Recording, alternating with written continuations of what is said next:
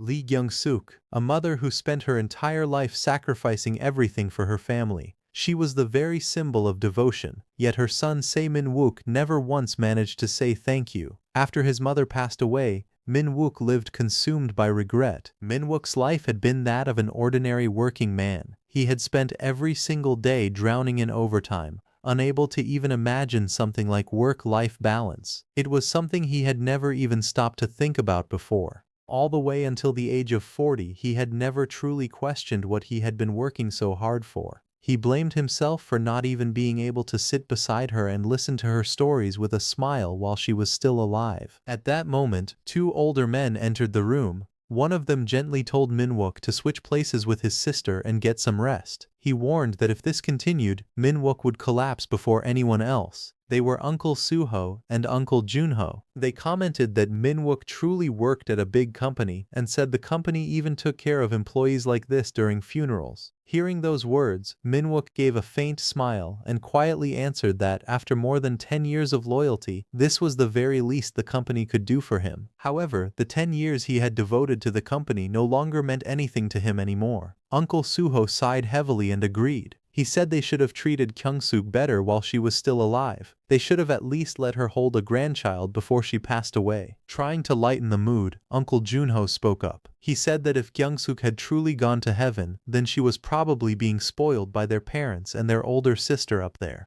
He then smiled faintly and reminded everyone how much their eldest sister had adored Kyung-suk. Suho nodded in agreement and said Kyung-suk had also deeply looked up to their eldest sister. The atmosphere gradually turned nostalgic as the two men continued reminiscing. One of them sighed and muttered that if their older sister had still been alive, they might have learned more from her and lived like proper people. He added regretfully that they could have even helped Kyung-suk continue her studies too. As Min-wook listened to the conversation, he quietly realized once again that his mother's deepest wish had always been to study. At that moment, Min-wook's thoughts turned dark. Rage surged through him as he blamed everything on one man, Lee Dong-ho. He clenched his fists and remembered how their mother had suffered ever since she was a child because of him. Dong-ho, the eldest son of the house, had gathered every last bit of money the family had, even selling the deed to the house before running away.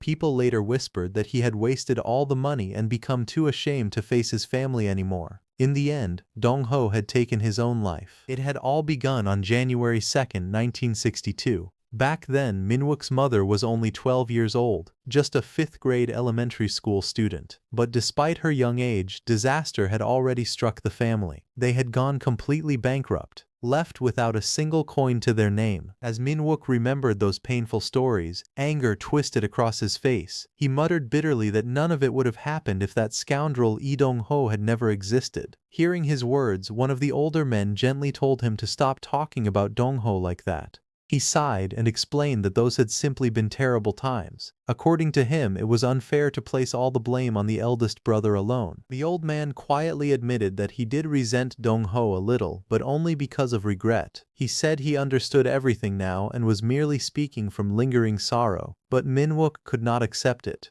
He declared that no matter how terrible those times had been, he still resented Dong-ho deeply and could never understand him. If it had been him, he would have lived differently no matter what happened. But now, he could not do anything. Looking at those precious moments frozen inside the phone, Min-wook realized something too late once again. Regret always arrived one step too late. After leaving the funeral hall, Min-wook returned home. Countless thoughts filled his mind. For a long time, he kept thinking about what he could still do for his mother, even now after everything had already ended. But when he finally entered the empty house, reality hit him once again. There was nothing left he could truly do for her anymore. As he stood silently in the living room, something suddenly caught his attention. His eyes narrowed in confusion when he noticed a strange talisman lying nearby. He picked it up carefully and stared at it. He remembered his mother happily holding the same talisman while calling out to him. She told him that she had spent a lot of money on it because people said it was incredibly powerful. She instructed him that when the day came that he truly needed it, he should do exactly as she told him. Min-wook suddenly snapped in frustration. He shouted at his mother, asking how many times he had told her not to waste money on useless things like that talisman. His voice was loud and sharp, causing his mother to flinch in surprise. Trying to explain herself, she softly insisted that it was different. She told him the talisman had come from an incredibly gifted master, but Min-wook only grew more irritated. He scoffed at her explanation and asked what kind of nonsense she was talking about. In anger, he shouted that if she really had money to waste on things like that, she should have just given the money to him instead. Even after their argument, Min-wook's mother quietly placed the talisman somewhere he could see it clearly. She gently told him that one day he should visit the master who had given it to her. Looking back, Min-wook could not believe how he had ended up living as such a rotten son. Min-wook let out a tired sigh. After thinking for a long time, he finally decided there was only one thing left he could still do for his mother. Since it was her final wish, he searched through her phone and found the fortune teller's number. He decided to visit the place himself, thinking he would at least confirm whether it was all a scam or not. When he arrived, the old master calmly explained the process to him. He said Min-wook only needed to write his name on the back of the talisman using his own blood and add a date as well. Once the ritual was complete, he would return to that exact date. Hearing the explanation about traveling back in time, Min-wook frowned and let out an awkward laugh. He muttered that it obviously sounded like a scam. However, the old man simply looked at him and asked whether that was truly what he believed. He explained that if someone believed, then it could become real, but if they refused to believe, then it would remain nothing more than empty words. Min-wook forced out a nervous smile while listening to the strange explanation. Half-jokingly, he asked if that meant he would actually become that person. The old master suddenly leaned forward. A strange smile appeared on his face as he let out a low chuckle. He told Min-wook that no matter what he was thinking, returning to the past inside the body of someone still alive was impossible anyway. Because of that, the exact date he wished to return to did not truly matter. Hearing those words, Min-wook's expression immediately stiffened in confusion.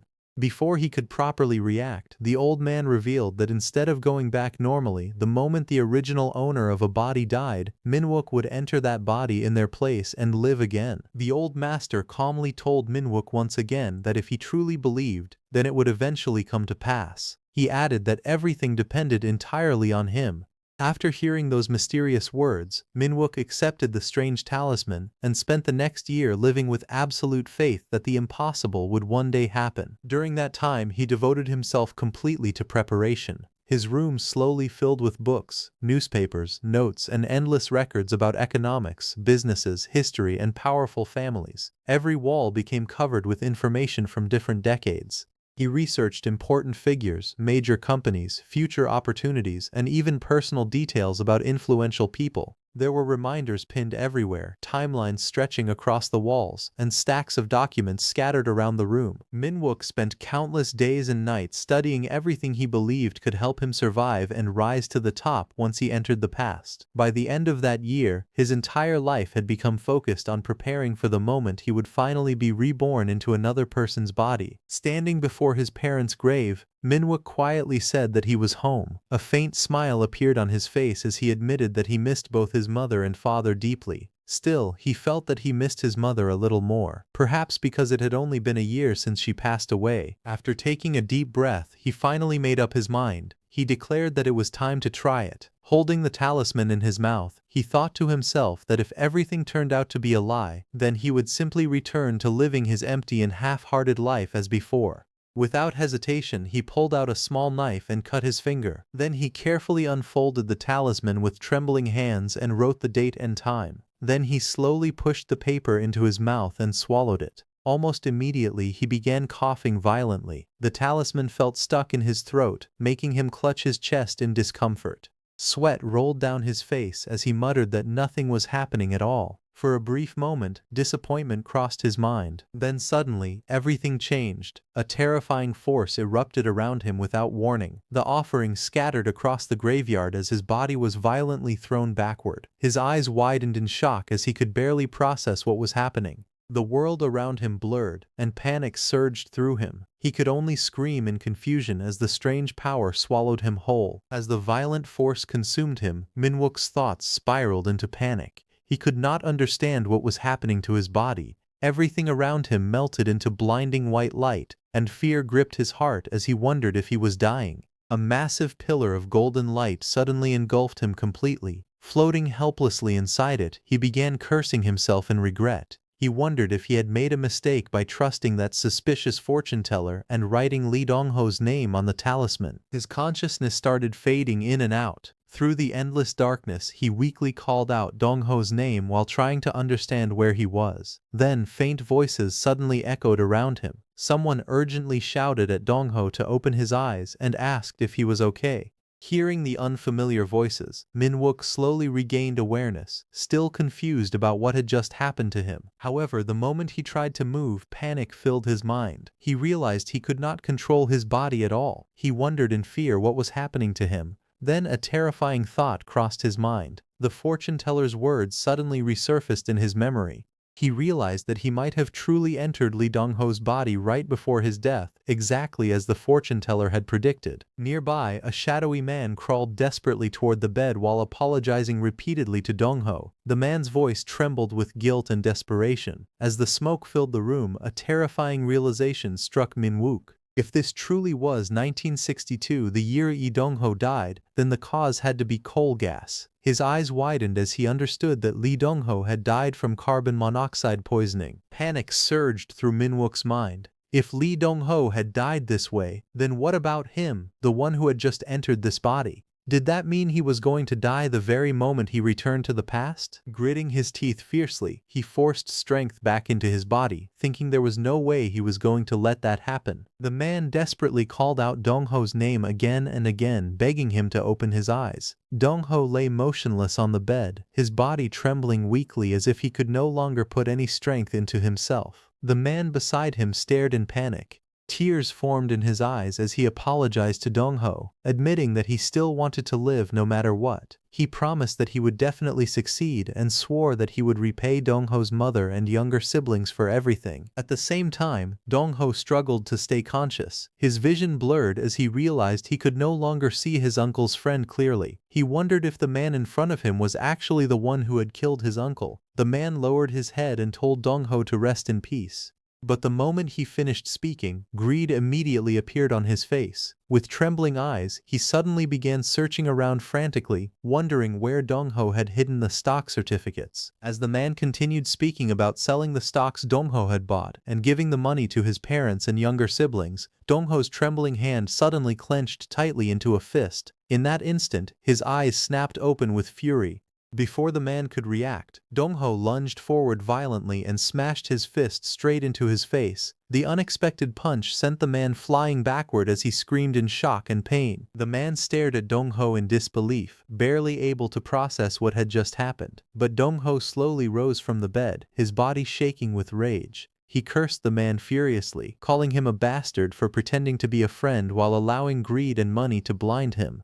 Dongho accused him of trying to kill him. Dongho's eyes burned with murderous fury as he glared at the terrified man and declared that the one who was going to die was him. Dongho charged forward like a madman while the other man raised his hands in terror, desperately begging him to wait. But Dongho's rage had already exploded beyond control. He slammed his fists down again and again, screaming that everything was because of him. His mother had lived her entire life without a proper education. He yelled that she had always been ashamed because she could barely even write her own name. The man underneath him coughed blood and cried out in pain, completely unable to understand what Dongho was talking about. The man desperately told him to stop. He apologized to him again and again and admitted that greed had blinded him. He weakly apologized once more, telling Dongho to hit him more if he wanted because he truly was sorry. Dongho slowly approached him and coldly asked for his name. The man looked confused at first before stammering out that his name was Minsu, Kim Minsu. He then muttered that Dongho had inhaled far too much coal gas. The moment Dongho heard that, his expression twisted violently.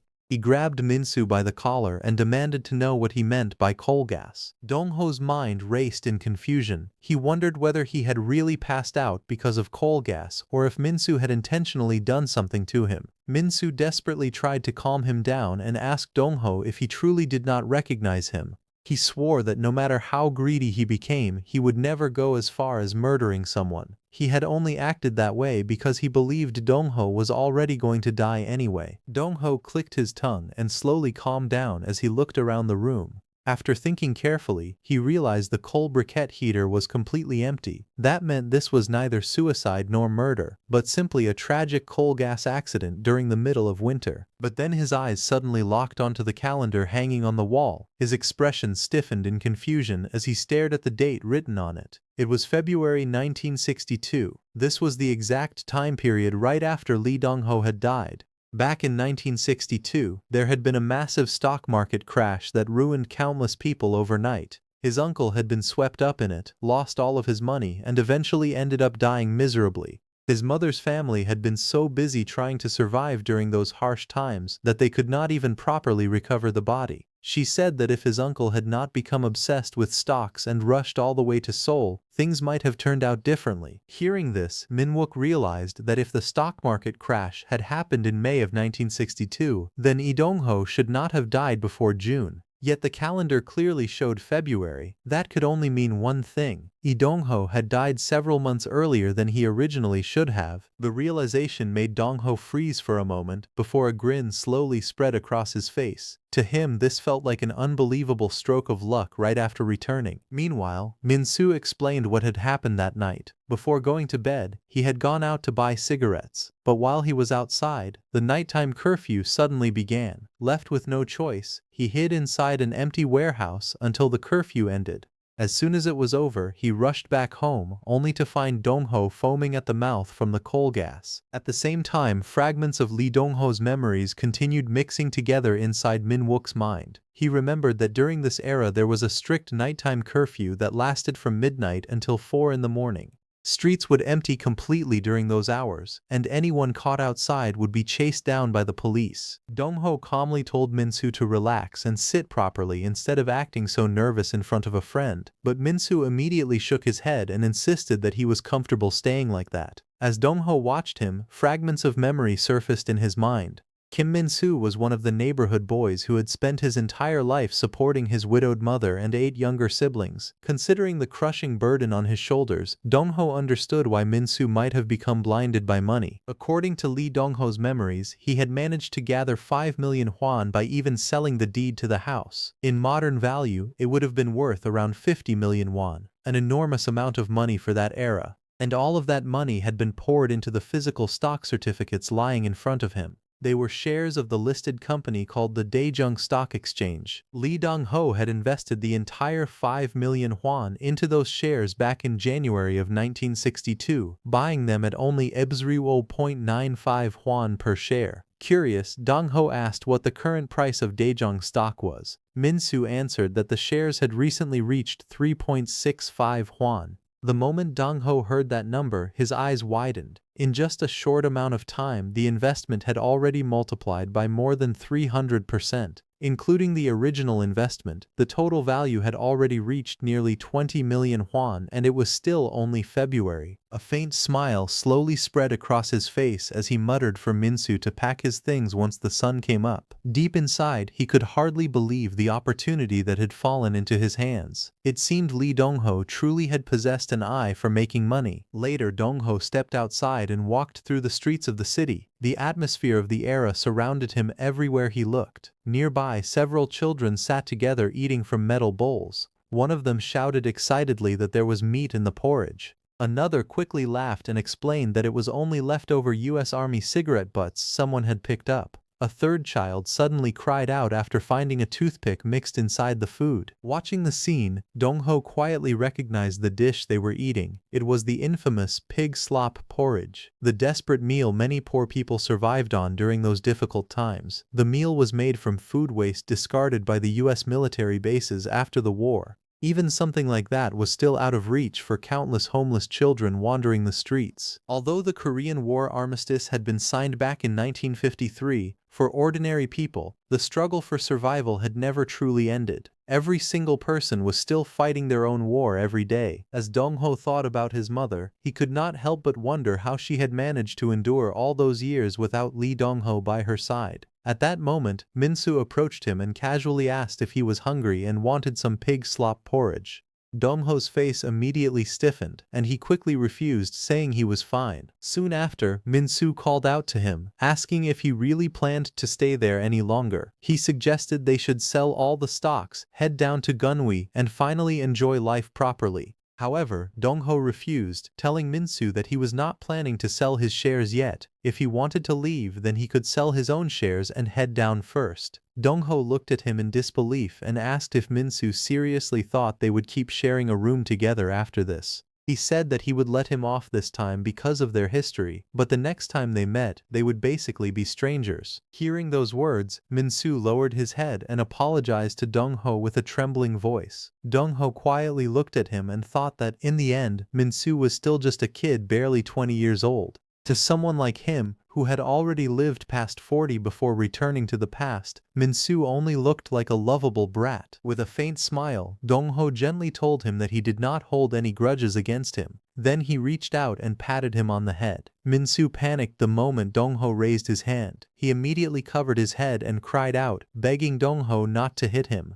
They were standing in the middle of the main road, and Dongho could only let out an awkward sigh. In his previous life, he had been known as the useless son of a wealthy family, and now he apparently looked like some kind of street thug. Thinking about it, he wondered if he could really keep living like this. With a helpless smile, Dongho reassured Min-soo that he was not going to hit him anymore because he had changed. Then Dongho pulled out a thick stack of money and handed it over. He calmly said that it should be around 300,000 won and told him to buy some meat soup for his younger siblings. He also reminded him that he had earned all of that money himself. Min-soo stared at him with tears streaming down his face. In a trembling voice, he called out Dongho's name and asked if he was truly forgiving him. Dongho calmly told Min-soo that whether he forgave him or not did not really matter anymore. From now on, they would live like strangers. Still, he added that if fate ever brought them together again someday, they could sit down and share a drink. For the next week, Dongho focused entirely on making the drifting memories of Lee Dongho truly his own. At the same time, he trained relentlessly and worked to adapt to living in his new body. Even he found it unbelievable that a man in his 20s could possess such monstrous strength. He felt that if he did not tire himself out every single morning, the overflowing energy in his body would never settle down. As the days passed, Dongho fully accepted the truth. He was Lee Dongho now. One day he headed toward Myeongdong.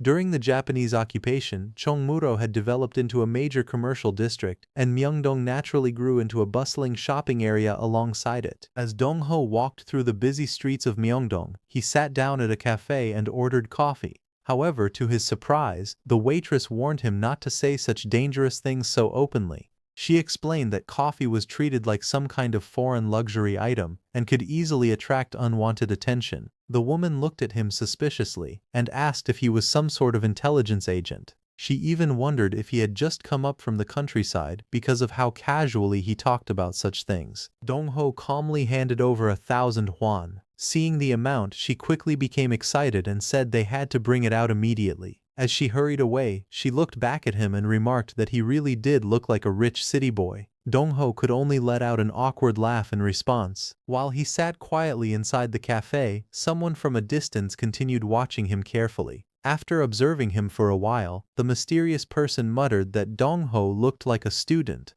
As Dongho quietly drank his coffee, the mysterious man watching him suddenly approached and sat across from him with a grunt. Dongho calmly asked what he wanted. The man smiled and admitted that he had become curious after seeing such a young man casually spend an entire 1,000 won on a single cup of coffee. He explained that anyone capable of spending money so freely in Myeongdong had to be someone unusual. Then the man leaned back in his chair with a grin and casually asked if Dongho had also invested in Daejung stock. Hearing those words, Dongho's expression instantly changed. The coffee cup paused near his lips as surprise flashed across his eyes. The mysterious man calmly told Dongho that he had probably already made a huge profit from the stock. Since it was not too late yet, he advised him to cash out and walk away while he still could. Hearing that, Dongho narrowed his eyes in confusion. He could not understand why this stranger was suddenly saying such things to him. At the same time, curiosity rose inside his mind as he wondered if he should probe the man a little further. Dong Ho casually replied that the stock still seemed to have a long way left to rise. With a faint smirk, he asked if the man simply hated seeing other people succeed. The older man remained silent for a moment before asking if that was truly Dong Ho's answer.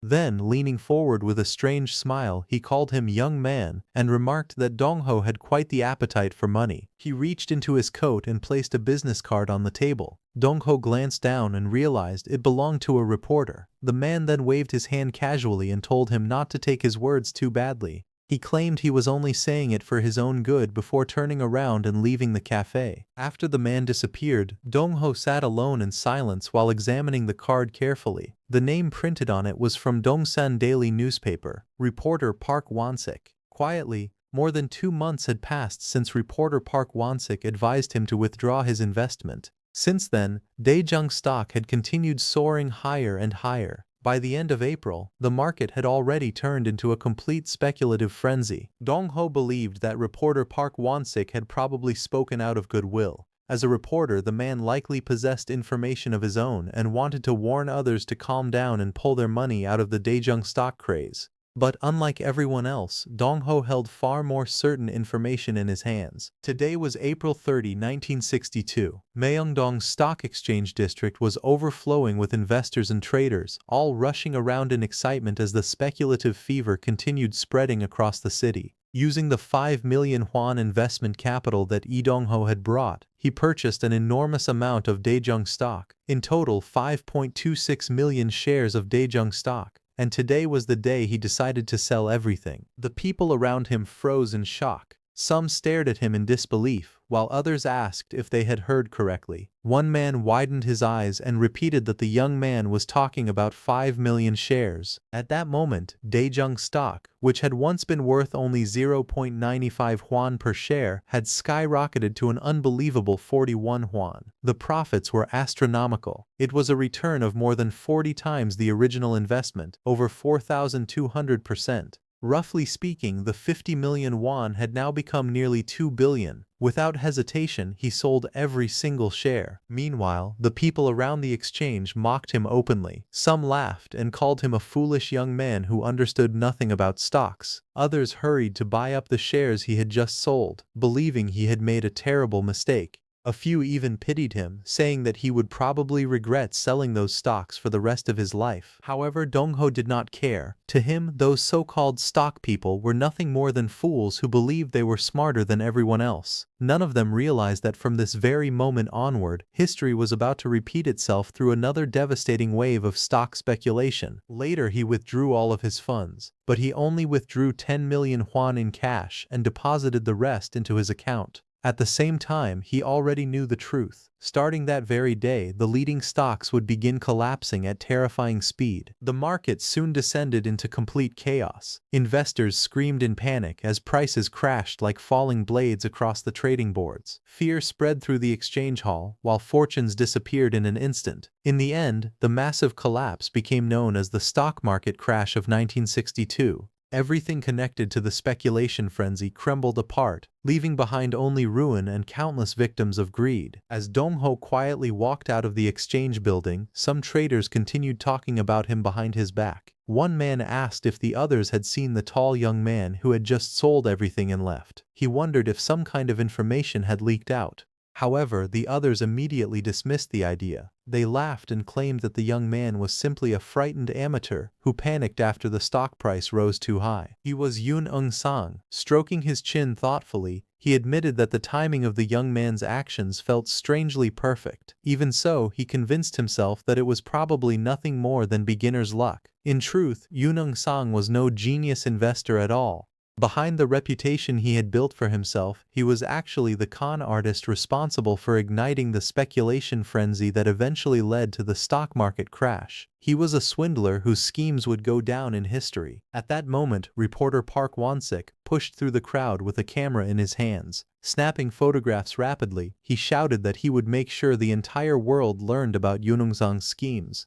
But when he saw Dongho sell all his stocks, he began wondering whether the young man had pulled out his investment because he possessed inside information, or if he had simply listened to his warning. No matter the reason, he was glad the young man had escaped before disaster struck. In his eyes, the young man had managed to step off the express train headed straight to hell just in time. Meanwhile, Dongho walked through the pouring rain with excitement burning inside him. He could hardly believe that he was finally rich. He thought about meeting his mother again and imagined using the money to send her to school while still living a luxurious life himself. To him, it felt like an incredible era where money could endlessly create even more money. He decided that his next destination would be Gunwi. He planned to prepare carefully for the future that was about to unfold, step by step. Deep inside, he swore that his mother would never again suffer through the pain of that harsh era. But as he walked through the rain, memories of the suffering around him surfaced in his mind. He remembered the misery people had endured and began questioning himself. He wondered why he had studied so hard in his previous life and why he had been given the chance to return to the past.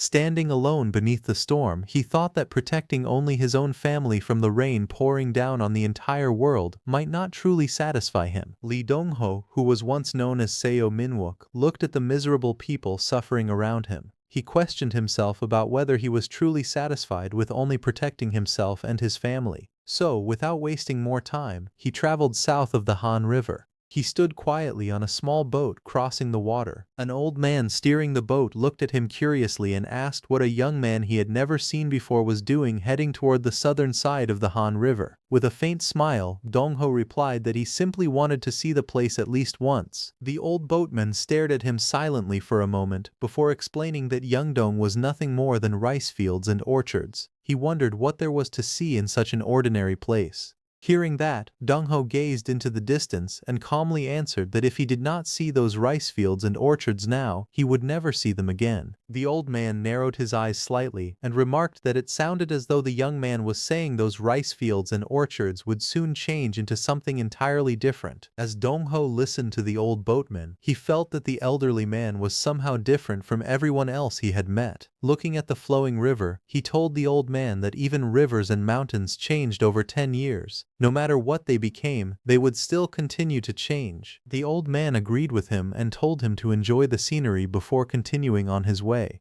Dongho thanked the old man and headed toward Yeongdong, the land that would one day become Gangnam, the golden prime district of Korea. As Dongho walked across the wide empty land, he admitted that he had never imagined it would feel so vast and open, yet he already knew what the future held for this place. After the Hanam Bridge was built in 1969, the area would transform into land worth as much as gold itself. Towering buildings and endless development would eventually rise there. The land would bring unimaginable profits to powerful people and to the few fortunate enough to ride the wave of skyrocketing land prices. But Dongho knew the truth.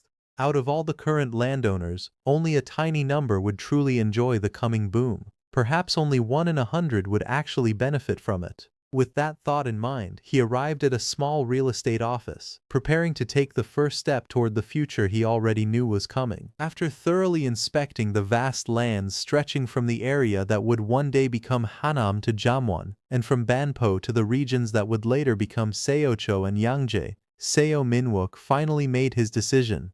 Standing before the endless open fields and mountains, he calmly declared that he would buy every single plot the broker had shown him. The broker's eyes widened in shock. To Dongho, the land was unbelievably cheap, averaging only 1,300 won per pyong. It felt like a heaven-sent fortune had suddenly fallen into his hands. He completed the purchase of 40,000 pyong of prime Gangnam land. Even so, he intentionally added extra money on top of the agreed price so the landowners would not feel cheated or shortchanged. As night fell outside the small real estate office, Seo Minwook explained that he would withdraw the remaining amount from his account later and that the cash he had brought should be used as the down payment for now. The moment the broker saw the mountain of cash, he nearly lost his composure. In disbelief, he shouted, asking how much money was piled there. Overcome with excitement, he immediately called for meat to be brought out, eager to celebrate the unbelievable deal that had just been made. Dongho ended up staying at the real estate owner's house for 3 more days just to stamp and finalize the countless land deeds he had purchased. Later, while riding the boat once again, the old boatman asked him whether he had managed to properly see all the orchards and rice fields he once wanted to visit. With a relaxed smile, Dong-ho answered that he had seen them thoroughly and that they were even more beautiful than he had imagined. The old boatman quietly replied that it did not seem like Dong-ho had merely looked at them.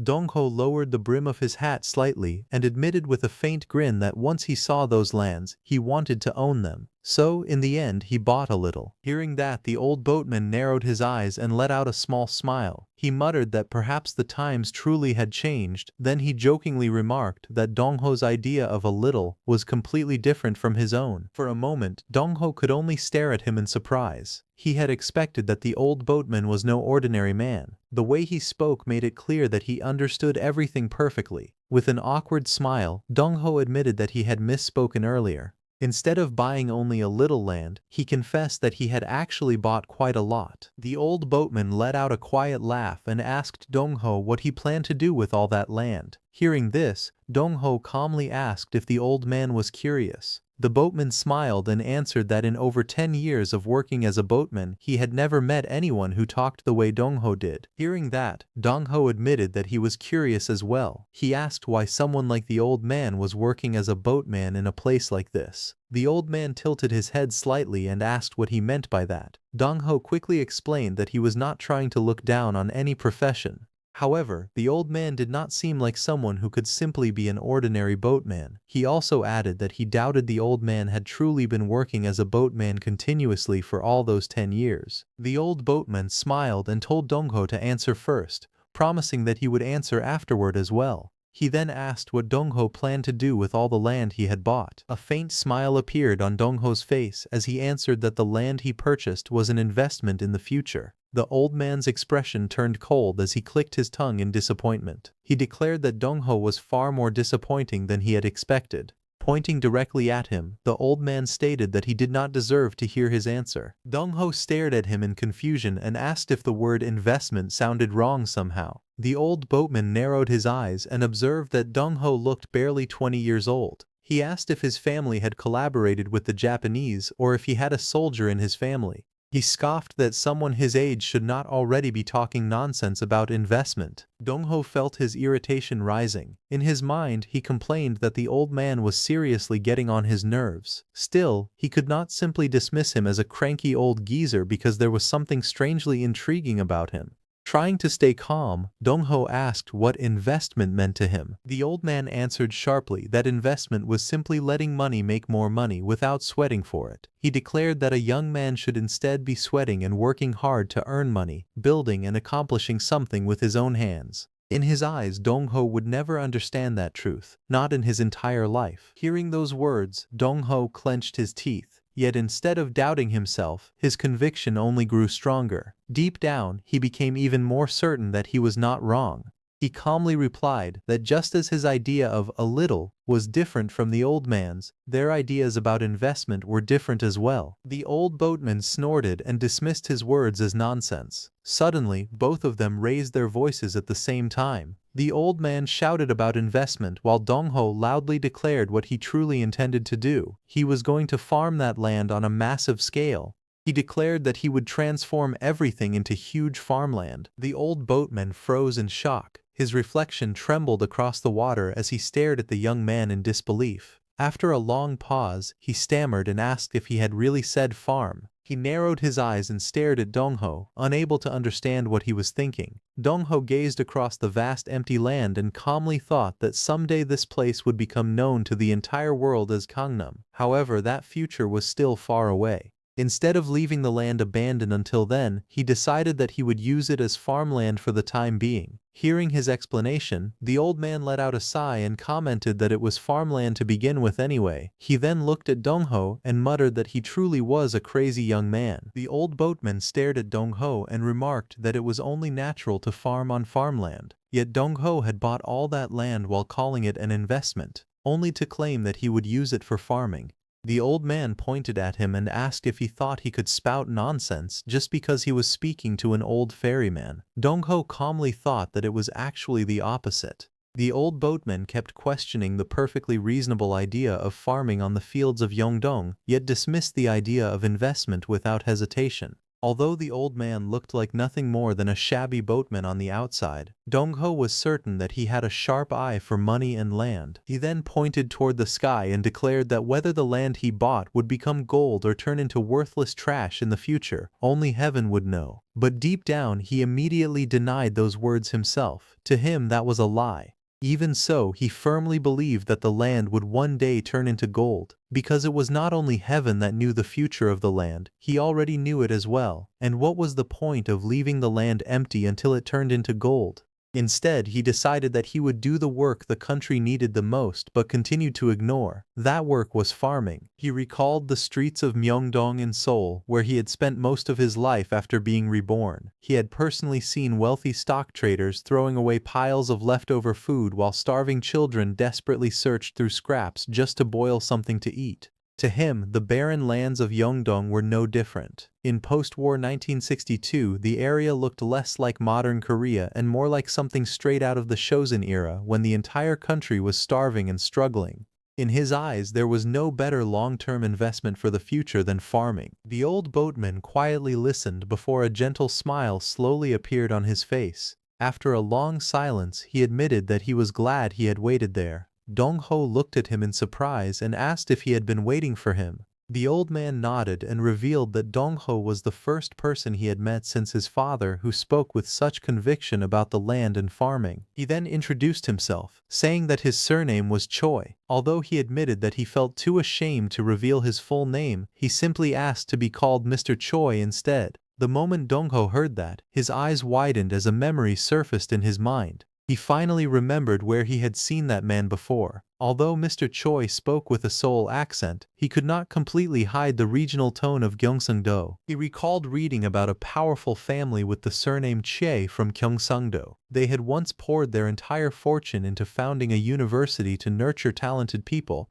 only to have everything stolen from them overnight. Looking at the old boatman again, Dong-ho quietly realized that he could even guess why the man had ended up working as a ferryman. There was a long story behind it, one he could not explain at that moment. After a brief silence, Dong-ho introduced himself as Lee Dong-ho. He then extended his hand and sincerely told Mr. Choi that if he ever needed help in the future, he could always come find him in Yeongdong. Mr. Choi laughed softly and said that Lee Dong-ho was too kind. He could not imagine what kind of help he would ever need. But Dong-ho immediately shook his head and firmly told him that was not true.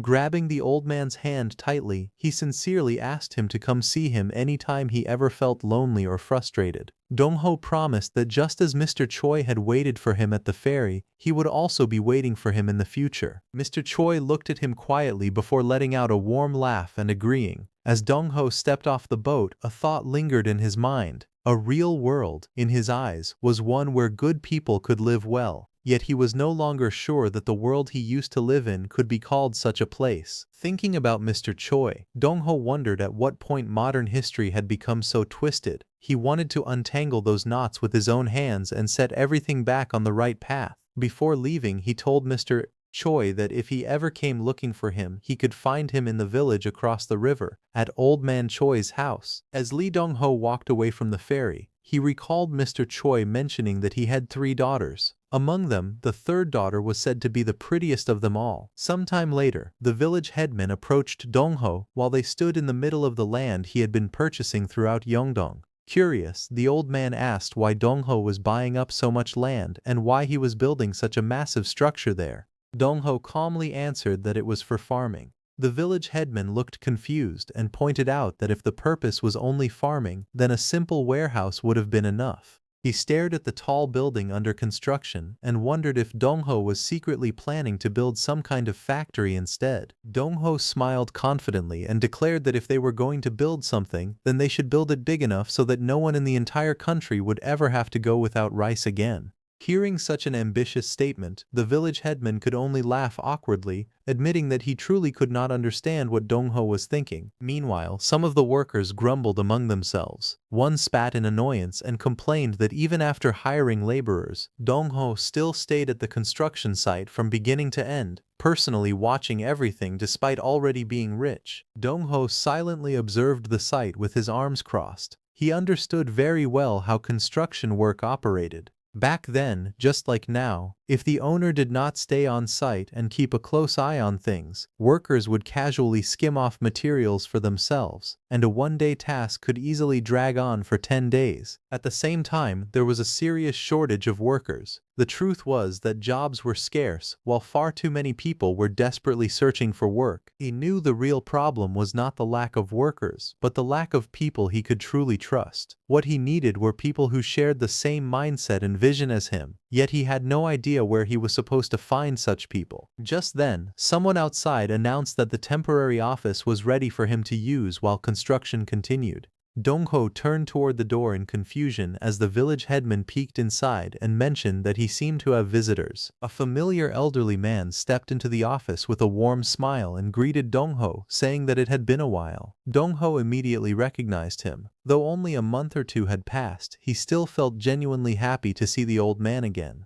Unable to contain his excitement, Dong-ho rushed forward and embraced him tightly while calling out respectfully. The old man laughed warmly and joked that Dong-ho certainly had quite the enthusiastic welcome prepared for him. As Dong-ho hugged him, he smiled brightly. Ever since returning to this time, the old man was the very first person who had truly made him feel relieved and happy from the bottom of his heart. But suddenly, he noticed that the old man was accompanied by a young woman dressed elegantly in white. She politely bowed toward Dong-ho while standing quietly behind her father. With a gentle smile, she introduced herself as Choi Hui. The old man laughed proudly and explained that she was his youngest daughter, the precious apple of his eye. Dong-ho quickly greeted her with a bright expression, introducing himself as Lee Dong-ho and saying that it was a pleasure to meet her as well. However, Dong-ho soon looked around the small office awkwardly. He apologized, explaining that the place was only a temporary office for the construction site. Even so, he respectfully guided the old man to a chair and invited him to sit down for the time being. Dong-ho scratched the back of his head awkwardly and admitted that he was indeed short on workers. However, he explained that finding reliable people was not easy at all. The old man calmly revealed that his daughter, Choi Hui, was currently attending university and had recently taken a leave of absence. He proudly explained that unlike her two older sisters,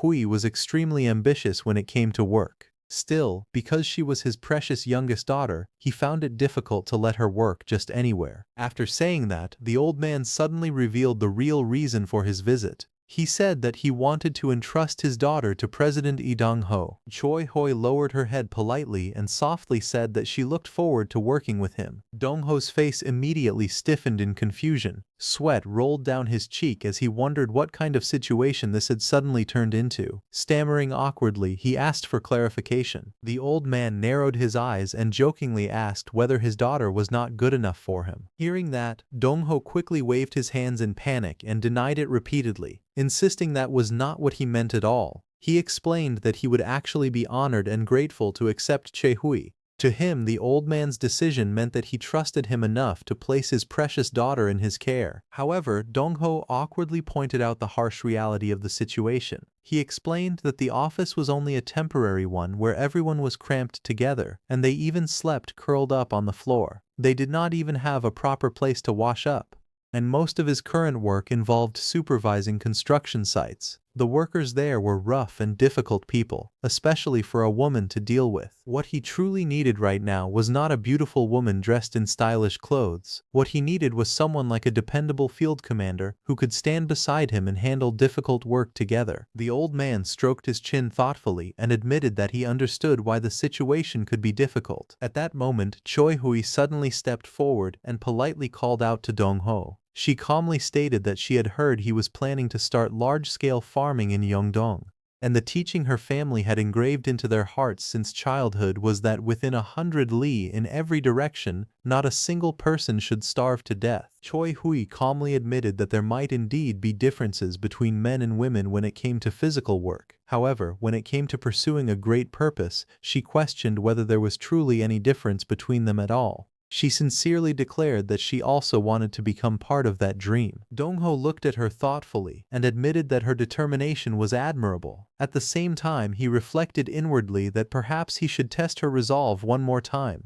Even though it was the 1960s, he felt that bringing up the issue of men versus women might have been somewhat out of line. Still, the mention of her family's teachings caught his interest. He then brought up a rumor about the Choi family, saying that daughters-in-law who married into the family were expected to wear nothing but plain cotton clothes for 3 years. Looking directly at Choi Hui, he asked whether she would truly be willing to give up fancy clothes, wear simple cotton garments instead, and dirty her hands with soil while working in the fields. The old man looked at Dong-ho in surprise and asked how he even knew about the Choi family traditions. Dong-ho laughed awkwardly, but before he could explain himself properly, Choi Hui suddenly froze after hearing his earlier words. With a confused expression, she nervously asked if he was by any chance proposing to her right at that moment. Dong-ho immediately realized how his words had sounded. He quickly denied it and explained that he only meant to ask whether she could work with him while keeping that same determination and resolve. After hearing his explanation, Choi Hui smiled softly and said that she understood what he truly meant. She admitted that she had only been surprised because he seemed to know so much about her family situation. Wanting to respond to his sincerity, she decided to surprise him as well. With a gentle expression, she declared that, just as he had suggested, she would wear plain cotton clothes for the next 3 years. Then she politely bowed and asked him to take good care of her from now on. Dong-ho became even more flustered after hearing those words. He tried to explain himself once again, but before he could continue, the elderly man sitting nearby quietly smiled with satisfaction as he watched the scene unfold. Seeing this situation, Dong-ho smiled, thinking that it could all be called fate. From the beginning, buying land in Yeongdong among all the vast regions in Korea had already seemed like the obvious choice for someone thinking far ahead into the future. But out of all the ferries crossing the river, he had coincidentally boarded Mr. Choi's ferry. Even more strangely, Mr. Choi himself happened to be working there that very day for his own personal reasons. All of those endless what-ifs overlapped perfectly to create that single moment. To him, it felt like an unbelievably strange yet precious connection. At the exact moment he needed people he could truly trust, fate had led him to meet individuals he could rely on completely. Back in the room, Mr. Choi finally reminded Dong-ho that he should properly return Choi Hui's greeting before she ended up hurting her back from bowing for so long. Startled, Dong-ho quickly realized his mistake and awkwardly responded in agreement. He declared that he would also be in her care from now on. Hearing his clumsy response, Choi Hui could not help but cover her mouth and laugh softly. Sometime later he called out to Miss Choi Hui and reminded her that he had already explained before that the cotton clothes part was mostly symbolic. However, Miss Choi Hui appeared wearing simple traditional-style cotton clothing while holding documents in her arms. Calmly, she told Dong-ho that a woman's words should be treated as if they were worth 1,000 pieces of gold because such promises carried great weight. Hearing this, Dong-ho could only smile awkwardly. He admitted that while he understood her determination, he truly could not get used to such old-fashioned sincerity. To him, the difference between people from the 2020s and those from the 1960s was enormous. Still, there was one thing he could say for certain: she was incredibly old-fashioned in the best possible way. At first, Choi Hui seemed completely lost and struggled to adapt to the unfamiliar environment. However, she learned surprisingly quickly and gradually began handling things with confidence. As he watched her work, he could not help but think about the family that truly deserved to be called aristocrats. In Gyeongju, there had once been a legendary Manseokun family, a household so wealthy that people said one could not walk 10 steps without stepping onto their land. For 400 years, the family had been known as the richest household in Gyeongju. Yet despite the saying that a wealthy family could survive for 3 generations even after going bankrupt, they chose a completely different path. Instead of preserving their fortune, they spent their lives giving back until their wealth slowly disappeared. During the Japanese occupation, the family established baeksan trading in order to secretly support the Korean independence movement. They willingly abandoned their position as wealthy magnates and poured their resources into the cause. On top of that, they even donated all the company funds they had borrowed from the Shosun Industrial Bank to support the independence movement. In the end, every last bit of their fortune was funneled into independence funds for the country. After Japan's defeat, land reform policies and compensation through land securities made the collapse of the great landlord families unavoidable. Even so, the wealthy family of Gyeongju endured their downfall with smiles on their faces. Rather than clinging to their remaining fortune, they donated everything they had left to build a university in Daegu so future generations could receive an education. They were not simply a rich family, a wealthy household, or a powerful conglomerate. They truly walked the path of nobles, fulfilling their responsibility to society until the very end. That noble family eventually entrusted the operation of the university to the richest man in Gyeongsangdo at the time, Lee Hyun-chul of Daeseong. During their meeting, Lee Hyun-chul confidently promised that he would turn the institution into the greatest university south of the Han River.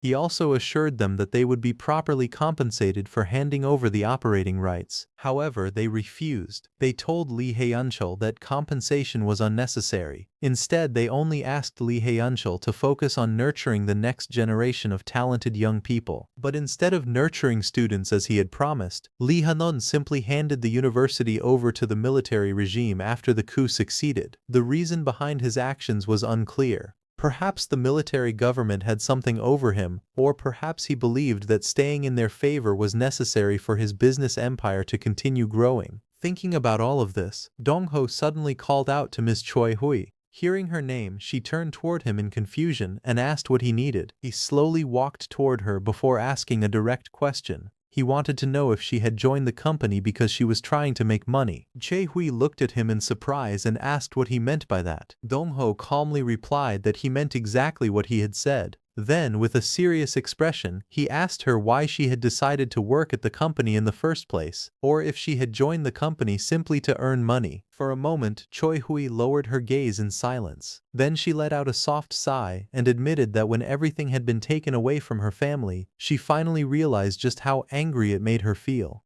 To her, there was a huge difference between willingly giving something away and having it stolen. Even if the amount of money was the same, the feeling behind it was completely different. Hearing her answer, Dong-ho understood even more clearly that the story of the Che family was also Choi Hui's story. The bitterness of losing everything had been carved deep into her heart. He then asked her what she would do if she managed to earn back everything that had once been taken from her. Choi Hui answered without hesitation. She said the answer was obvious. With her own hands, she would become the one who gives instead of the one who loses. She never wanted anyone to take things from her again. At that moment, Dong-ho realized the meaning behind her plain cotton clothes. They were not simply old-fashioned clothing, but a symbol of her determination. They represented the resolve of someone who truly intended to practice noblesse oblige and live as a real noble through her own actions. Dong-ho smiled and told Choi Hui that it was good to hear her answer. He promised that he would help her make money and reclaim everything that had once been taken from her. As time passed, Choi Hui gradually became deeply involved in the construction work. Before long, she was running all around the construction site in his place, handling every task carefully and reliably. She even carried snacks to the workers, warmly telling them to eat before continuing their work.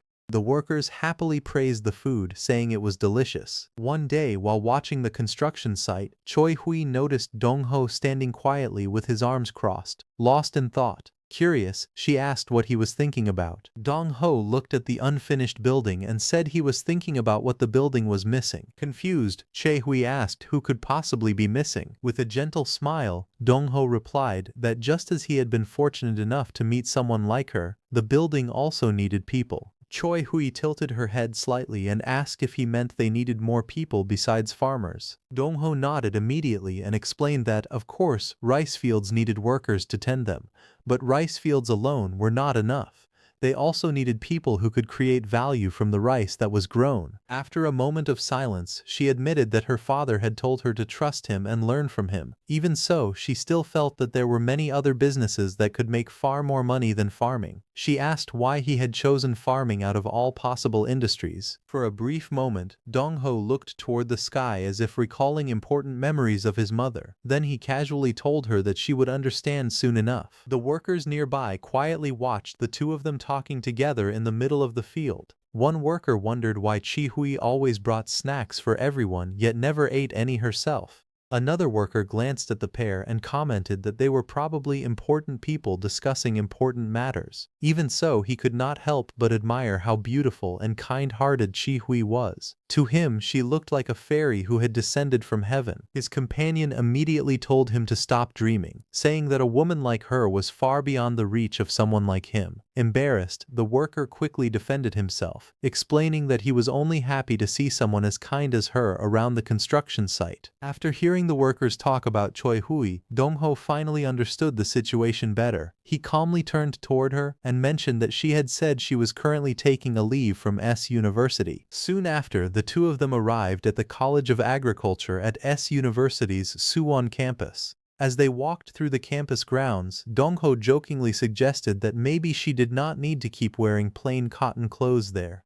But Choi Hui immediately refused with a smile, saying that she could not do that. Hearing her firm answer, he awkwardly laughed and muttered that he would have to be more careful with his words around her from then on. Not long after, loud shouts suddenly echoed across the campus. A crowd of protesting students marched through the area, demanding that the Korea-US Status of Forces Agreement be concluded immediately. Others shouted for U.S. troops to leave Korea and repeatedly yelled for them to go home. Watching the intense protest unfold, Dong-ho quietly thought to himself that, considering the era they were living in, campus demonstrations like these had become a very common sight. As the protest continued across the campus, one of the students suddenly noticed Choi Hui in the crowd. The man waved at her in surprise and shouted her name, saying he had heard that she had taken a leave from school. Choi Hui politely greeted him as her senior and bowed slightly. The senior curiously asked what had brought her to the College of Agriculture. Then he looked at her clothes in confusion, pointing out that she was wearing thick cotton clothing even in the middle of the heat. Choi Hui calmly explained that they had come to the College of Agriculture because there was someone she needed to meet there. However, before she could say anything more, Dong-ho immediately stepped forward, his sharp gaze locking onto the senior as he questioned why he kept bringing up the clothes.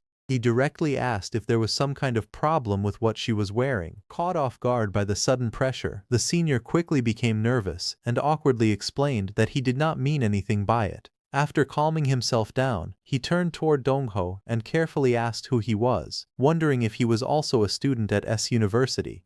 As he looked at him, a thought crossed his mind. He wondered whether the school someone came from had truly been that important even back then. Back when he had been Seo Min-wook, people had always judged others by their background. While he sat alone at his desk, working quietly, others whispered behind his back. They questioned which university he had graduated from and mentioned XX University with doubt. They also wondered where his hometown was and what his parents did, they questioning whether his English was truly good. Others mocked the idea, saying that even if his English was good and even if he was good at his job, it meant nothing if no one in the company was willing to pull him upward. That scene from long ago returned to him. Or rather, it was a scene from what was now a distant future. A moment from the time when he had still been Seo Min-wook came back clearly. He remembered how heavily Korean society valued school ties and regional connections, and he wondered when those things had become so important. For a moment he pressed his fingers against his face and fell into thought. Still, he decided that he might be overthinking the situation. Turning back to the man in front of him, he introduced himself as Lee Dong-ho. Then he calmly asked whether it really mattered if he was a student there or not. The man immediately became flustered. He repeated the name Lee Dong-ho in confusion and admitted that he had never heard that name before.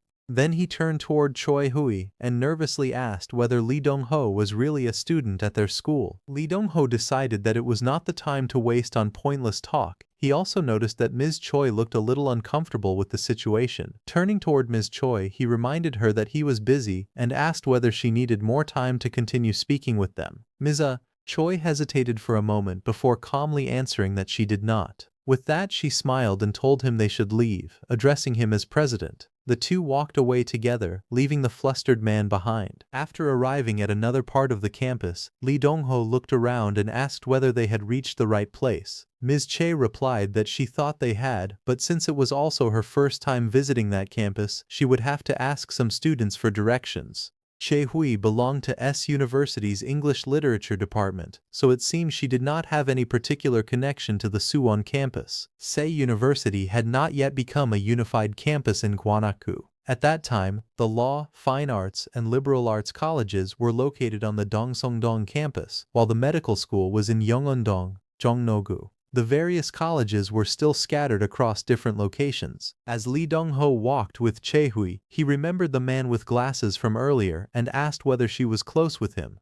Choi Hui explained that she was not. According to her, he was simply a senior who was very active on campus. She thought that was probably why he had been outside at the protest. Lee Dong-ho listened and quietly acknowledged her explanation. Still, as the senior continued calling out from behind them, Lee Dong-ho noticed something else. He remarked that the man seemed to like her quite a bit. Then he leaned closer with a teasing smile and said that if this was how an unclose senior acted, Choi Hui must have been very popular at school. Chi Hui immediately lowered her gaze and denied it, insisting that it was not like that. However, her flushed face betrayed her embarrassment, and her cheeks burned bright red. Seeing her reaction, Lee Dong-ho laughed lightly and told her that a woman's words could be really heavy. He added that he had been learning that a lot lately, then laughed it off. Choi Hui reacted with surprise, and the two continued walking along the campus path. As they walked, Lee Dong-ho realized that he should stop teasing her so much. He did not want to accidentally make her cry. After asking around among the students, they eventually arrived at a certain professor's office. Lee Dong-ho knocked on the door, and a voice from inside told them to come in. The door opened, and Choi Hui politely stepped inside with a respectful bow. Inside the office, a professor looked up from the papers in his hands with mild curiosity. He was Professor Heo Moonho from S University's College of Agriculture. Seeing the two visitors, Professor Heo asked who they were, noting that they did not look like students from the College of Agriculture. Lee Dong-ho politely greeted him and introduced himself as Lee Dong-ho from the Yongdong Agricultural Research Center. He then introduced the woman beside him as Miss Chae-hye, an employee at his company. He remembers when Miss Chae-hye asked why Lee Dong-ho had chosen to go into farming of all things. Lee Dong-ho paused for a moment, then answered indirectly by asking whether Miss Chae-hye knew what the children at the edge of the village had been eating just then. Chae-hye hesitantly guessed that the children might have been eating grass. However, Lee Dong-ho corrected her and explained that they were eating tree bark. He told her that people all over the country were so hungry that they boiled tree bark just to survive. Others steamed unknown wild plants gathered from the mountains, only to become sick after eating them. That up through the 1960s, most regions harvested rice first and then planted barley as a second crop. However, for about 2 months from May to June, the rice would already be gone while the barley was not yet ripe. Because of that gap, poverty reached its worst point, and people could not eat properly. Many were left to starve. Lee Dong-ho then declared that he intended to make sure no one in the beautiful land of Korea ever starved to death again. As he spoke, his thoughts drifted to the nationwide famine. He believed his mother must have been there too. He imagined her smiling gently despite her own hunger, telling her son that she was already full even if she did not eat. She would have urged him to eat instead, warmly telling him to eat a lot. Lee Dong-ho understood that there was no such thing as someone being full without eating. People had simply grown used to enduring hunger, and that was all. After letting that thought settle, he turned the conversation back to Professor Heo and asked what he thought about the Yongdong Agricultural Research Center. He explained that on the way to S University, they could even register it as a legal entity. Professor Heo tilted his head in confusion and asked whether Lee Dong-ho was trying to scout him. Lee Dong-ho confirmed it and said that he wanted to invite the professor to serve as the head of their research center. Professor Heo was taken aback. He admitted that he did not even know what the Yongdong Agricultural Research Center did. Then he made his position clear, saying that he had spent his entire life doing research and had no intention of running a research institute.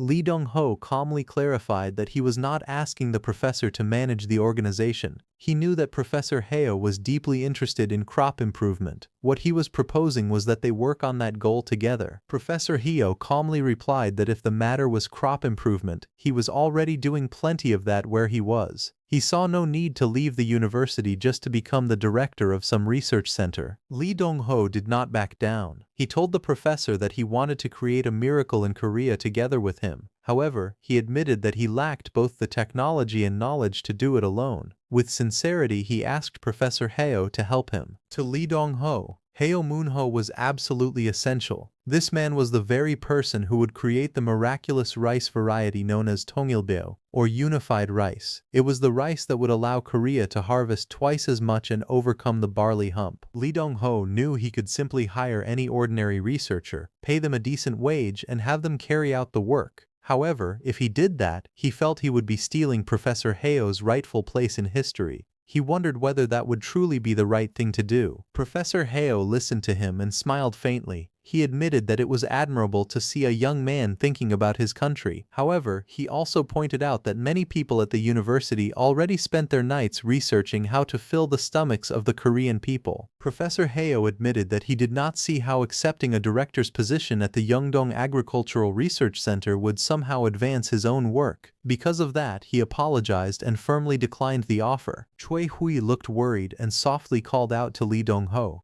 She thought that if he simply explained what he truly thought and believed more clearly, the professor might understand him. However, Lee Dong-ho calmly stopped her and told her not to worry. He had not finished speaking yet. Turning back to Professor Heo, Lee Dong-ho continued with a serious expression. He asked the professor to think about just one person a day. Professor Heo paused, slightly confused, and repeated the phrase to himself, wondering what Lee Dong-ho meant by one person a day. Lee Dong-ho raised one finger toward Professor Heo and spoke with a sharp, unwavering expression. He told the professor that he was a murderer. Choi Hui froze in shock. Unable to believe what she had heard, she nervously called out to Lee Dong-ho and wondered what he had just said. However, Lee Dong-ho did not take back his words. Instead, he pressed forward, saying that while Professor Heo remained safely inside the walls of the university, satisfied with the research environment he had been given, people outside were dying day after day. At least one person was dying every single day. Lee Dong-ho then looked directly at Professor Heo and continued his accusation. Before Professor Heo called himself a professor, Lee Dong-ho asked whether ignoring those deaths did not make him a murderer. The professor laughed and said that Dong-ho's claim was quite an exaggeration. However, the young man calmly replied that it was not an exaggeration at all. In fact, what he had told them was only the shortened version of the situation. Choi Hui, standing behind him, looked worried and asked whether he truly believed that only one person died each day. Dong-ho turned slightly and explained that the actual number was far greater. Many people were dying from hunger, and the number was not limited to one person a day.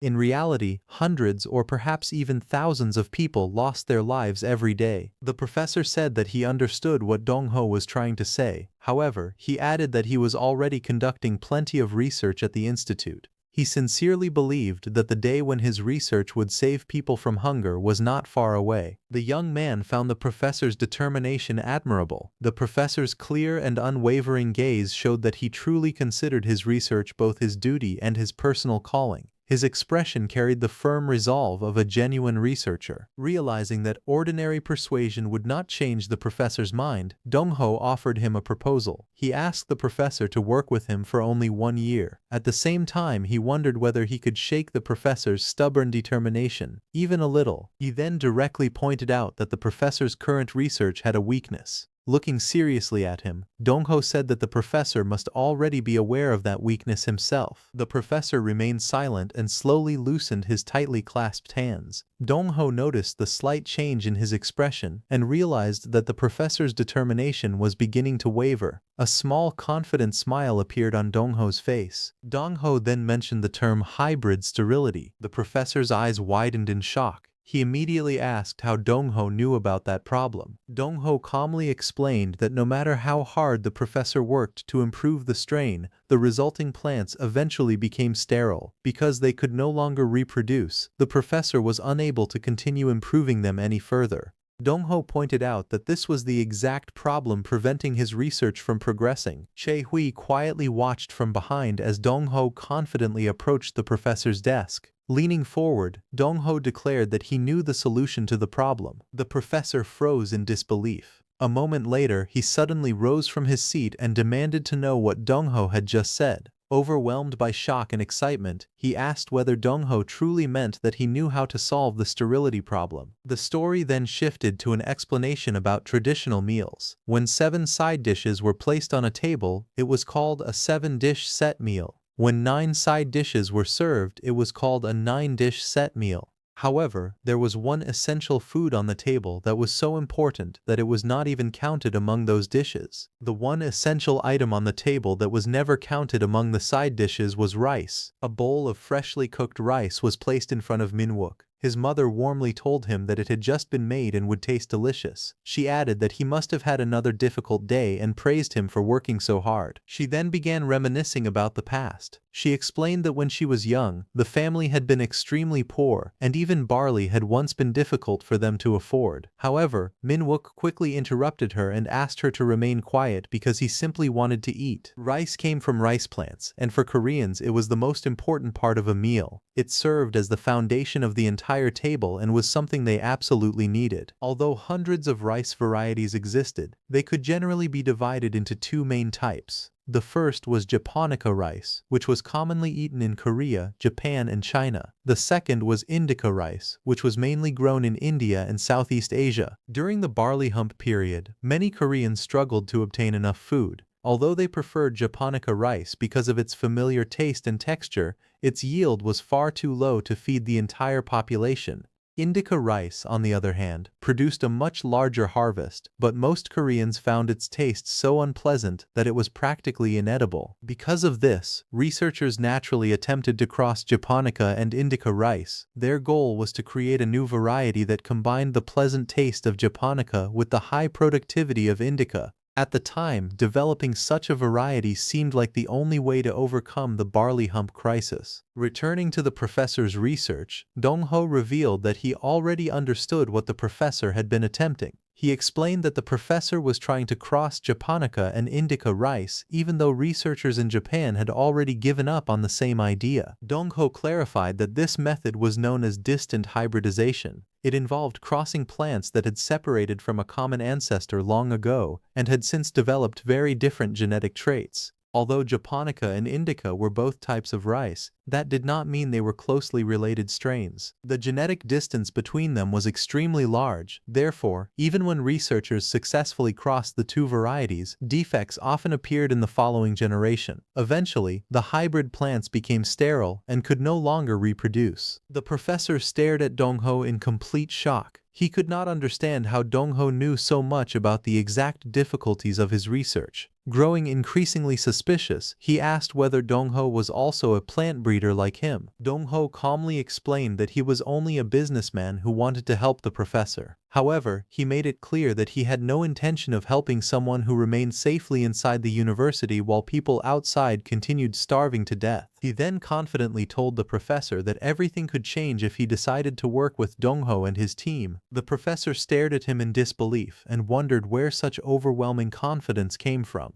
He was considered Korea's leading rice researcher, yet even he had not discovered the slightest clue for solving hybrid sterility. Still, Dong-ho was confidently claiming that the problem could be solved if the professor joined him. The professor's thoughts became increasingly troubled. He remembered Dong-ho's earlier claim that one person was dying every day. He began to fear that refusing the offer would make him partly responsible for those deaths. After struggling with the decision, the professor finally told Dong-ho that he would contact him later. He asked for some time to think because he could not make such an important decision immediately. Dong-ho confidently told Professor Heo Moonho that 1 month would be enough for him to finish his remaining work at the university. Without waiting for a final answer, Dong-ho announced that he would return to pick him up after 1 month. Before leaving, Dong-ho added that the professor's salary would be paid in won and that he would receive twice his current salary.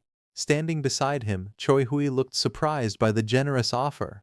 Dong-ho then told Professor Heo that both he and the people of the country needed his knowledge, so they would patiently wait for him. As Dong-ho and Choi-hui walked away from the university, Choi-hui followed behind him with a confused expression. She quietly questioned why Dong-ho had specifically said that the professor's salary would be paid in won. 3 days after their meeting with Professor Heo Moonho, on June 10, 1962, a man suddenly rushed toward their office while repeatedly shouting for Dong-ho. The man was Park Min-suk, the company's third employee after Dong-ho and Choi-hui. Holding several newspapers in his hands, Min-suk burst into the office and anxiously declared that they had a huge problem. Dong-ho remained seated behind his desk and calmly asked Min-suk what had happened. In a panic, Min-suk shouted that emergency monetary and financial measures had been announced. Terrified by the news, he demanded to know what would happen to all their money. Dong-ho realized that his memory had been correct. The country was undergoing another currency reform. Around 1953, the government had introduced emergency monetary measures that changed the currency unit from won to yuan. Now, nearly 10 years later, the military government was once again implementing emergency monetary and financial measures. Under the new reform, 10 yuan would be converted into 1 won. Dong-ho understood that the government needed to reduce the size of the currency unit because inflation had risen too high. However, the reform involved far more than simply changing the name and value of the currency. Park Min-suk anxiously read the announcement aloud. Beginning on June 10, 1962, all circulation and transactions involving yuan were banned. Every form of payment in yuan had to be deposited into a financial institution. After that, access to the deposited funds would be frozen. Dong-ho calmly confirmed that Min-suk's understanding was correct. Chae-hui stood behind him, silently holding several files as she listened. Min-suk became increasingly worried and asked whether their company would truly be all right. They were about to pay their workers, but the sudden reform had thrown everything into chaos. He feared that they might no longer be able to access the money needed to pay everyone. Dong-ho calmly assured Park Min-suk that everything would be fine. He explained that if they waited for a while, the situation would eventually return to normal, so there was no reason to worry. Just as Min-suk began to calm down, he suddenly remembered all the food Dong-ho had stored inside the warehouse. Looking at him in surprise, Min-suk asked whether Dong-ho had prepared the supplies because he already knew the currency reform was coming. Dong-ho had hired Min-suk because he needed someone other than Chae-hui to handle the company's office work. Among all the laborers, Min-suk had appeared the most diligent, and his eyes had shone with the greatest determination. That was why Dong-ho had chosen Park Min-suk as the company's third employee. However, Min-suk still looked worried. He told Dong-ho that although he personally trusted him, the other workers probably did not. Since Min-suk had worked alongside the laborers until recently, he understood their fears and concerns better than anyone else. Hearing that, Dong-ho smiled calmly. He then called Choi-hu and Park Min-suk and instructed them to gather all the laborers and contractors at the office. The gathered laborers angrily complained that Dong-ho could remain calm because he was a wealthy young man who owned plenty of land. However, they survived from day to day on the money they earned, so the sudden freezing of their wages placed their families in danger. The crowd grew louder and shouted that they could not continue working under such conditions. They demanded to know what Dong-ho planned to do about the situation. Dong-ho remained calm as he listened to their complaints. He then raised his voice and repeated their main concern, asking whether they were worried because they needed money to buy food but could not currently use their funds. His words caused the workers to fall silent and listen carefully. Dong-ho reminded them that some of them had probably noticed the company's warehouse gradually filling with food supplies. He had been stockpiling those supplies for some time in preparation for the currency reform. He then announced that until the government lifted the deposit freeze, anyone who needed food instead of money would receive food supplies from the company. The workers began murmuring among themselves after hearing Dong-ho's offer. One of them loudly asked how long the stored food would last, while another pointed out that the supplies could not magically continue forever. Dong-ho calmly admitted that the food would not last indefinitely. However, he assured them that the warehouse contained enough supplies to support everyone for at least 1 or 2 months. He then gave the workers another option. Anyone who did not want to receive food could continue being paid in yuan as before, although the money would eventually be frozen in the bank and remain unusable. When one of the workers hesitantly asked what would happen if they disliked both choices, Dong-ho smiled and told them that they were free to leave the company. The entire crowd froze in shock. Dong-ho then raised his hand and issued a firm warning. Any worker who chose to leave now would never be accepted back, even if they regretted the decision and later begged to return. Everyone looked worried after hearing about the currency reform. Dong-ho told everyone that even if the reform turned everything upside down, they still had enough supplies to survive for 1 or 2 months, and if anyone still did not like the deal, they were free to leave. But he warned them that if they walked away now and later tried to come back, he would never take them back. Then Dong-ho asked if they had any better option at that moment. He asked if there was any other place besides this one that could promise to feed them for the next 2 months. Dong-ho then told everyone to work there for 2 months. He said that if things still had not improved by then, they could decide what to do next. Dong-ho told the crowd that they could always change their minds later. He said that he would be in the office, so they should talk among themselves first. Then Dong-ho told them to send a representative to him once they made a decision. He said they could call it both the carrot and the stick. The people started discussing the offer among themselves. Meanwhile, another young man thought that it was a risky move and could not be taken back, but for now, it was the best choice. Later, Choi Hui spoke with Dong-ho in the office. She asked him about what he had said to Professor Heo Moonho. She wondered if Dong-ho had actually predicted the whole situation in advance. Dong-ho was surprised by her question. He remembered that he had told the professor that his salary would be paid in won, and that it would be twice the amount he was getting now. He had also told the professor that both the people of the country and Dong-ho himself needed him, so they would be waiting. While walking outside, Choi Hui quietly repeated the words about the salary being paid in won. Dong-ho suddenly realized what he had said and admitted that it had slipped out by accident. He told Choi Hui that he was not a god, so there was no way he could have known everything in advance. He also thought that Choi Hui was not the type of person who would go around gossiping. Dong-ho thought that this was the era of a tough military regime. If the people in power even suspected that their plans had leaked, it would become a huge problem. Because of that, he decided it was better to stay cautious. Anyway, Dong-ho knew that the bank freeze issue should be fixed in less than a month. That meant there was something important he needed to do during that month. He was finally going to see his mother. Later, Dong-ho traveled by train with Choi Hui. While looking out the window, he said that the sky was really clear that day. Then he asked Choi Hui if she also thought so. Choi Hui became flustered and could not answer properly.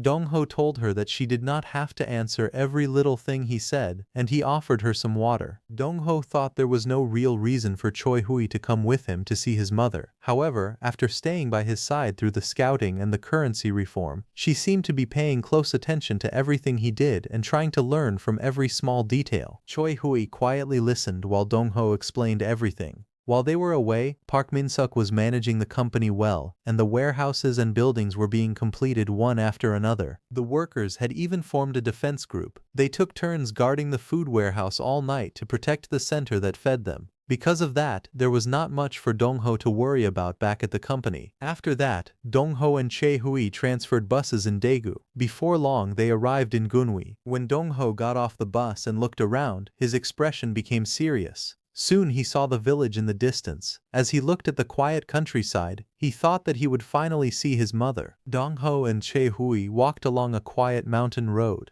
Dong-ho thought that maybe he should have ignored the stocks in the research center for a while and come down to see his mother from the very beginning. He remembered that the eldest son, Lee Dong-ho, had run off to Seoul with all of the family's savings. He wondered how long a poor family could really survive after something like that. While they were walking, someone suddenly called out to him and asked if he was Dong-ho. Dong-ho realized that the man was someone from his memories. Dong-ho recognized him as Hwang Jae-suk and greeted him after a long time. Hwang Jae-suk was surprised and praised Dong-ho, saying that he had really picked up the Seoul accent after going there. He also said Dong-ho looked pretty cool. Hwang Jae-suk noticed that Dong-ho had many bags and offered to give him a ride. Dong-ho got onto the cart and nervously asked how his family was doing. Hwang Jae-suk asked if he meant his younger siblings. Then he said he felt like Dong-ho might punch him if he answered honestly. He then asked if Dong-ho was really the one who should be asking that question. Hwang Jae-suk reminded Dong-ho that he had taken all of the family's money and run away to Seoul. Hwang Jae-suk told Dong-ho that if his parents and siblings were doing well, they would not have just let him go so easily. Dong-ho became quiet and asked if that was really true. Hwang Jae-suk said that he had also been reckless in the past, but Dong-ho was on a completely different level. He said he did not even know whether Dong-ho's parents and siblings were managing to eat properly. Dong-ho felt bitter after hearing that. He thought that maybe this was how human greed worked. People kept telling themselves to wait just a little more and do one more thing before going to the people they loved. In the end, they made those people wait too long. Dong-ho remembered that he had returned to life earlier than expected by chance. Even after that, he kept telling himself that he would do just one more thing before going to see his mother. He wanted to prepare a little more before meeting her. But as he kept moving forward like that, time passed quickly. Before he knew it, it was already June. Dong-ho lowered his head and stayed silent. Chae-hui looked at him quietly. Then Jae-suk suddenly asked Dong-ho who the woman beside him was and jokingly wondered if she was his future wife. Dong-ho became flustered and told Jae-suk that calling her his future wife was too much. He explained that Chae-hui worked with him and was an employee at his company. Then he introduced her to Jae-suk as Miss Chi and introduced Jae-suk as his old friend. Choi-hui smiled gently and greeted Jae-suk. Jae-suk laughed and said he had almost embarrassed himself. He joked that it must have been a long trip to get there. Dong-ho asked Jae-suk if he was seriously trying to use a Seoul accent all of a sudden. Jae-suk replied that in front of a beauty, he had to sound cool and talk like a Seoul guy. As they continued riding the cart, they finally reached a village. Jae-suk said they had arrived. Dong-ho looked ahead and started to speak, but then he realized something was wrong. The place in front of him was not his house. Jae-suk told Dong-ho to stop doubting and said it was obvious that this was not his house. He reminded Dong-ho that he had sold his own house, so what house could he even have left now? Then he told Dong-ho to get off the cart. From Dong-ho's memories, he knew exactly whose house this was. The house belonged to Kim In-soo, his childhood friend. Kim In-soo was the friend who had once tried to betray him after being blinded by money. He was also the one Dong-ho had beaten up before they went their separate ways. Dong-ho stood there with Cho-hui behind him, feeling confused. He wondered why they had come to this place instead of his own house. Some children outside the house noticed Dong-ho and became surprised. One of them shouted and asked if it was really Dong-ho. Then the child quickly called for Dong-ho's parents and told them that Dong-ho had come back. Dong-ho was shocked when he heard that. He realized that Kim Min-soo was taking care of not only his own mother and 8 younger siblings, but also Dong-ho's family. Dong-ho saw his parents and immediately knelt before them with his head lowered. He asked his father and mother if they had been well. His mother gently told him that he had done well and that it was good he had come back. She said that since the eldest son was now home, they should all work hard together as a family again. His father complained and asked why a woman was speaking before her husband had even finished talking. Dong-ho realized that these two were his maternal grandfather and grandmother, but in this life, they were his parents. He promised himself that this time he would be a good son and show them the love he could not show his parents in his last life. Dong-ho suddenly heard someone calling for their mother, saying that Big Brother had returned. The voice was young and unfamiliar, but Dong-ho recognized it instantly. It was the voice he had wanted to hear more than anything. It belonged to the reason he had returned to this era. Dong-ho broke down in tears. He thought of that person as someone who had always looked at him with kindness, someone who gave everything and still tried to give even more. To Dong-ho, that person was like his own personal god. Just as Dong-ho was overwhelmed with emotion, she suddenly smacked him hard on the back of the head. Dong-ho was shocked by the sudden hit and wondered why he had been slapped from behind. She was angry and upset because he had not bought her anything to eat. The girl kept complaining and asked why he had not bought her food. Nearby, Dong-ho's parents noticed what had happened and laughed a little. His mother became angry and scolded the girl. She called her a little brat and asked how she dared to raise her hand against her big brother. Then Dong-ho's mother quickly hit the girl on the head. Dong-ho's little sister cried out in pain. Meanwhile, Dong-ho turned and looked closely at the child. As he looked at her face, he became very surprised. He realized that this little girl was actually his mother when she was young. The little girl kept crying and complained that Dong-ho had promised to buy her something tasty, but then he ran away. She complained that her big brother was the one who had done something wrong, so why was everyone taking it out on her? The girl sat on the ground and cried even harder. She said she was hungry and kept repeating that Dong-ho had promised to buy her something tasty. Dong-ho looked at her crying face and became quiet. He stared at her carefully and felt emotional. Then the girl suddenly hugged him while crying loudly. Dong-ho was shocked and embarrassed as he held her. In his mind, he greeted her politely, thinking that this child was his 12-year-old mother. He felt strange and overwhelmed by the situation. Sometime later, Min-soo and his mother prepared food for everyone. When they saw that Dong-ho had bought so much meat, they became excited. They quickly prepared and cooked the meat very well. Seeing the smiles on their faces, Dong-ho became happy. Because the currency reform had caused too much chaos, normal buying and selling had become almost impossible. So Dong-ho came back with both hands full of meat. There were many people to feed. Min-soo's mother, Min-soo, and his 8 younger siblings made 10 people.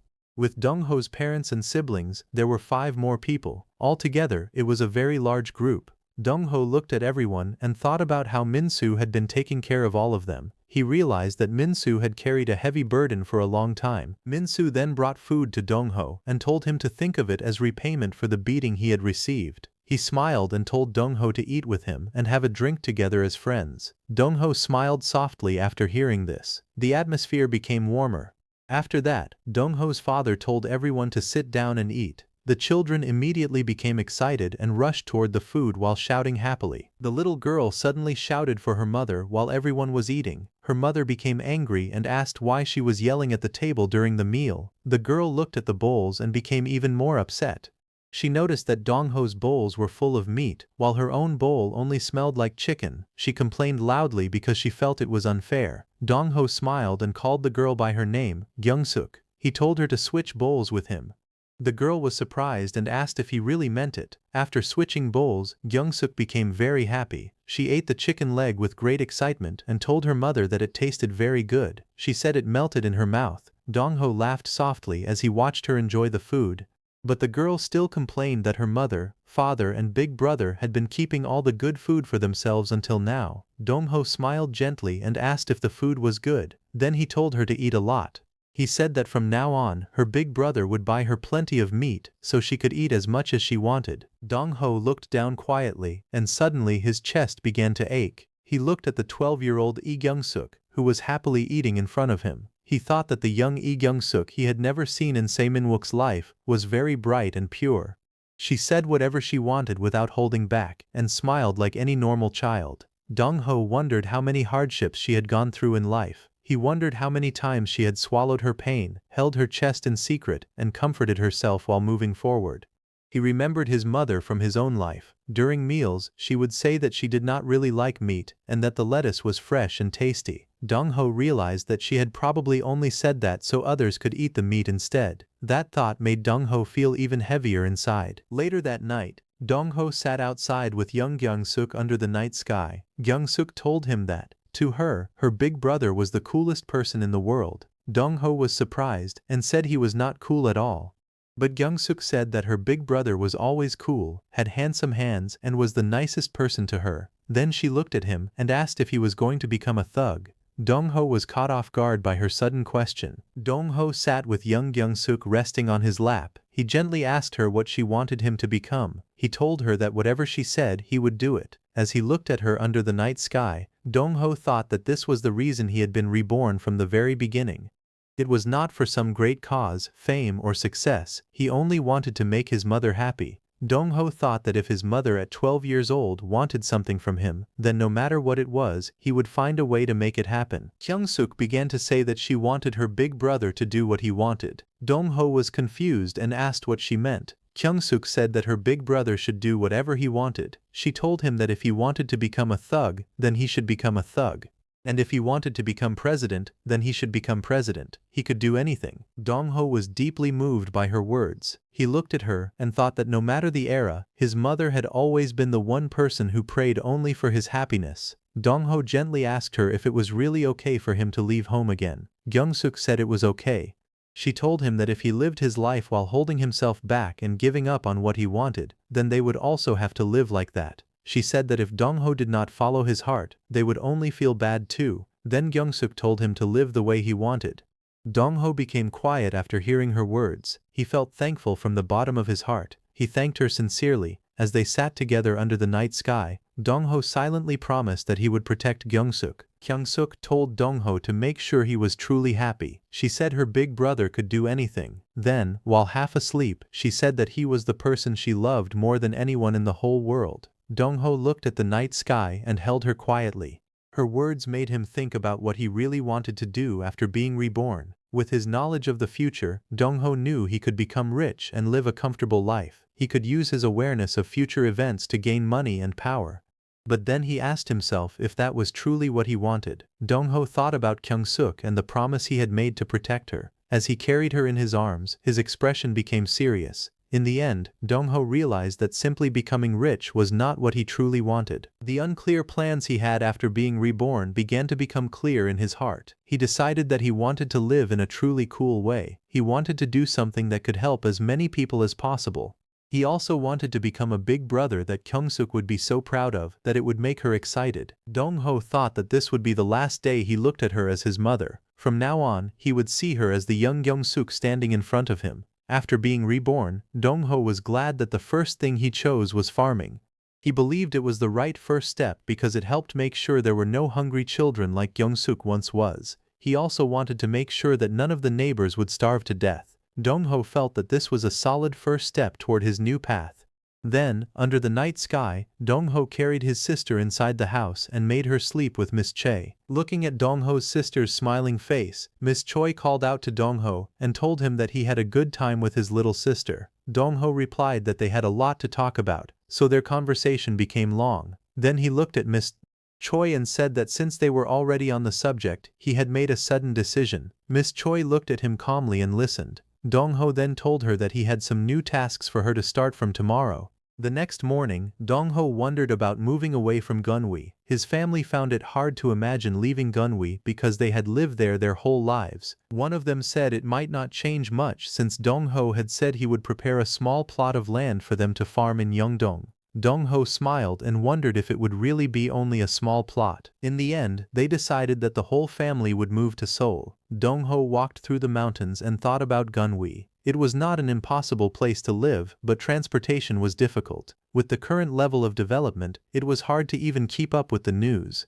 Also, the old family house was already gone, so moving to the city felt like a better choice. Later that night, Dong-ho met Miss Chae outside. He told her that there was something he wanted to ask of her. Miss Chae looked at him with a calm smile and waited for him to speak. Choi Hui helped Dong-ho and his parents with moving his siblings to new schools and organizing their household belongings. Thanks to her help, they finished packing everything within a week and left for Yeongdong, Seoul. At the train station, someone told Dong-ho that this time he was the one getting on the train and leaving. Dong-ho calmly replied that it was not like they would never see each other again. He reminded them that they and their family could come to Yeongdong anytime. Dong-ho also suggested that Min-soo come to Seoul, but Min-soo was not like him. Min-soo did not want to leave behind the home and work he had built there. More than anything, he did not want to move far away from his father's grave. Dong-ho then told Min-soo that they still had not had that drink together. He told Min-soo to think about his younger brothers and sisters and show them more of the world. He said that whenever Min-soo was ready, he could come with only the clothes on his back and not worry about anything else. Before leaving for Seoul, Dong-ho opened a bank account in Min-soo's name and deposited money for him.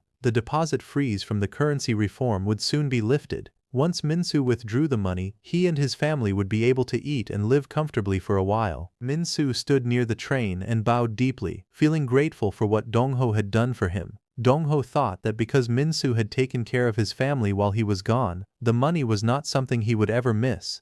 He also thought that maybe the old Lee Dong-ho had treated his friend like a servant, but Dong-ho did not want to do that anymore. As the train prepared to leave, the children became excited and shouted that it was departure time. Min-soo became emotional and ran after the train. He shouted that he was sorry and thanked Dong-ho. Dong-ho decided to trust Min-soo one more time because they were friends. After arriving in Seoul, Dong-ho met the real estate agent again. The agent laughed happily and said that he had been lucky to meet Dong-ho as his benefactor that year. He said the deals he had made with Dong-ho were worth more than all the business he had done in his past years combined. The house Dong-ho had first prepared was still under construction, so the real estate agent quickly bought another house nearby. It was big enough for the 6 people in Dong-ho's family to stay in for a while. Dong-ho's father looked at the land in front of them and asked if the real estate agent had said that land belonged to them. He wondered if the paddy field nearby was the place. Dong-ho's father thought that must be the field he would farm. He sighed and said that farming such a large area would break his back. Dong-ho smiled awkwardly and told him that was not the land. His father then pointed to another field and guessed that it might be the correct one because the size looked just right for farming. But Dong-ho again told him that it was not that place either. His brothers became confused and asked if the big plot over there was theirs. Dong-ho looked at his family and thought about how the eldest son had run away with the house deed, then returned claiming that he had earned a lot of money. However, none of them asked how much he had actually made. To them, just being able to see the family member they thought they might never see again was enough. Then Dongho showed his father the land. He told him that all the land he could see belonged to them. He said that from now on, his father would no longer have to farm alone. Dongho told his father that he would have to hire many workers to farm all the land. His father was shocked after hearing this. One of Dongho's younger brothers quietly said that he thought their big brother had gone a little crazy. Dongho heard him and immediately said that he could hear him. Later, Dongho thought back to important meetings and deals from his past life. Then time moved forward to mid-July 1962. While helping his family settle in and going back and forth between the warehouses and construction sites, time passed very quickly. Thanks to Che Hui's fast work, Dongho's siblings' school transfers were handled smoothly.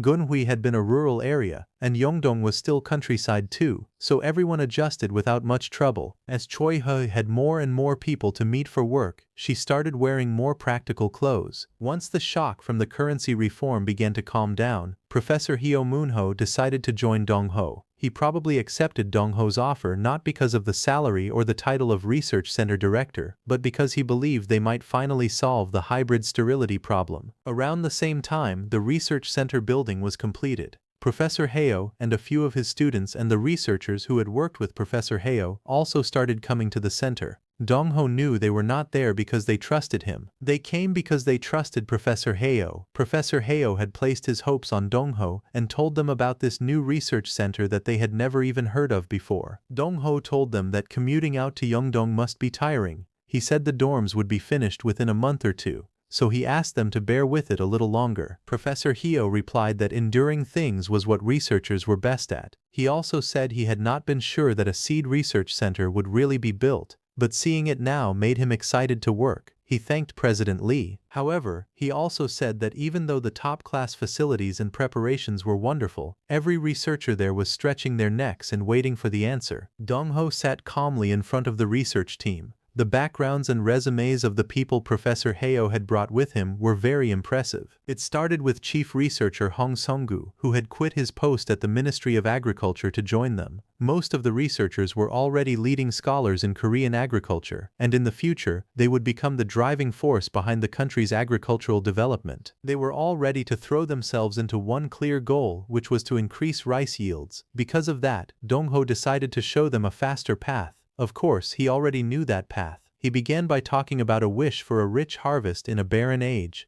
Then he explained that everyone knew Annam rice had very high yield, while Japonica rice was better in taste. Dongho explained that if crossing Indica and Japonica rice with only 2 types did not solve the sterility problem, then they should use 3 types instead. The researchers were shocked and asked what he meant by using 3. They wondered if such an idea even made sense. One researcher said they should at least listen to him until the end. Dongho believed that if it was Professor Heo who would one day develop unified rice, then he would definitely understand. Dongho explained that they were currently using Japonica as the base and trying to graft it onto the high yield of Indica. He said that this was their blind spot. The base strain should be Indica first. He added that, for now, yield should be the top priority. One researcher realized that Dongho was right. The main purpose of their current research was yield. Dongho then suggested calling the distant cross between Japonica A and Indica B hybrid C. Dongho explained that distant hybridization meant crossing crops that were only distantly related and had very different genetic traits. He said hybrid C had half of each parent's traits. He explained that hybrid C also had half of the Indica line that was genetically close to C's base. Dongho then asked them what they thought would happen if they did that. He said that, by crossing C with D, which was genetically similar to C's base, they could strengthen the high-yield trait of the Indica base at the same time. Professor Heo was shocked and said there was no way. The other researchers also became surprised as they realized what Dongho meant. They understood that he was talking about the 3-way hybrid method. Professor Heo became excited and said that this was it. Dongho calmly said that Professor Heo understood right away. In his mind, Dongho knew that Professor Heo had spent years solving this exact problem through endless trial and error in the original timeline. Dongho then looked at him and asked if he understood. One of the researchers raised his hand and said that he had a question. The researchers were surprised when Dongho immediately understood the core problem with the 3-way hybrid rice project. He pointed out that if the base parent was an Indica variety, then the final hybrid rice would naturally lean more toward the Indica type instead of being a true balance between Indica and Japonica. The senior researchers admired his sharp insight and praised him as someone who could grasp the heart of a problem instantly. Dong-ho calmly agreed with their conclusion and suggested that they use seedlings that were closer to the indica type. He explained that their first priority was to increase rice production, so choosing an indica-based hybrid would ensure a much higher yield. The researchers nodded in agreement, believing they had found the right solution. However, Dong-ho raised another important issue. He explained that because the hybrid was based on indica rice, its taste would be much worse than the japonica rice people were used to eating. Everyone in the room fell silent. They had been so focused on improving yield that they had completely overlooked the problem of taste. Dong-ho then explained that their real goal was not just to produce more rice. They needed to keep the high yield while improving the taste until it matched the quality of their original japonica rice. He told everyone that solving this challenge was the true mission of the research center. Inspired by Dong-ho's words, the researchers immediately began discussing ideas and reviewing their documents.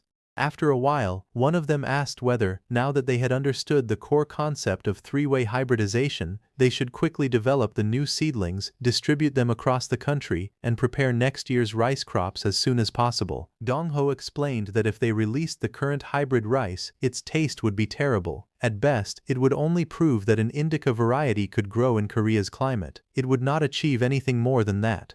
He added that if they wanted to create a variety that truly tasted good, it would not be possible by next year because improving flavor through breeding required time. Professor Hyo quietly thought about Dong-ho's words. After a moment, he nodded and admitted that he understood. Dong-ho realized that Professor Hyo was probably wondering whether taste was really that important. Dong-ho then explained that there was a major difference in perspective between researchers, who focused on developing new rice varieties, and the ordinary people who would actually eat the rice every day. He recalled that in the original timeline, Professor Hyo eventually succeeded in creating the famous unified rice after years of hard work. It completely achieved its goal of greatly increasing rice production and became a remarkable milestone in Korean agricultural history. However, despite its success, the rice tasted so bad that even farmers eventually stopped growing it because consumers did not want to eat it. Determined not to repeat that mistake, Dong-ho told everyone that the rice they developed had to be better than that.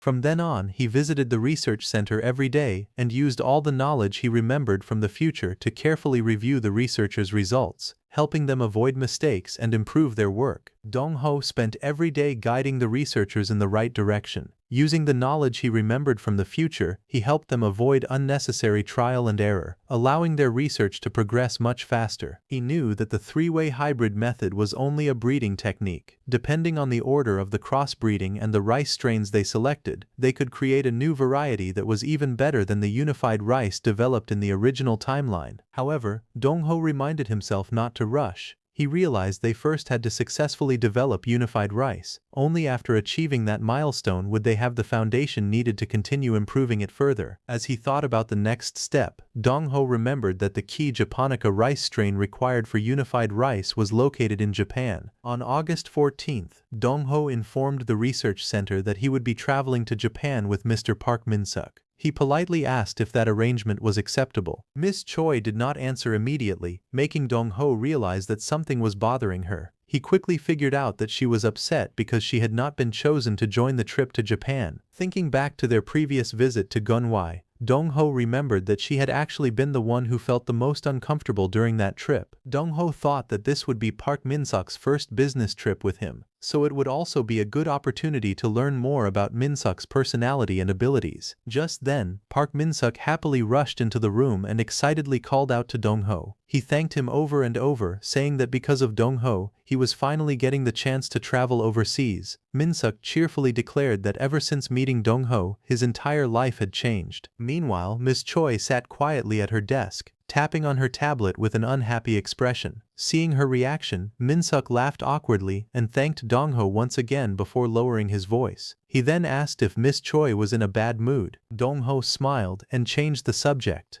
Instead of answering, he asked Min-suk whether the acquisition of the oil company had gone smoothly. Min-suk immediately nodded and reported that everything had gone well. He explained that they had successfully acquired an oil company located in Yeongdong-po. Park Min-suk curiously asked Dong-ho why they had bought an oil company. He pointed out that their current business was focused on rice, and developing a new rice variety would take a long time. He wondered what an oil company had to do with their plans. Dong-ho explained that they needed another business to support them while they worked on developing the new rice variety. Hearing that, Min-suk excitedly guessed that they were planning to produce cooking oil. Dong-ho smiled and shook his head. He explained that it was not cooking oil. He revealed that there were two things he planned to bring back from Japan. One was the Japonica rice variety called Yukara, while the other would remain a secret for now.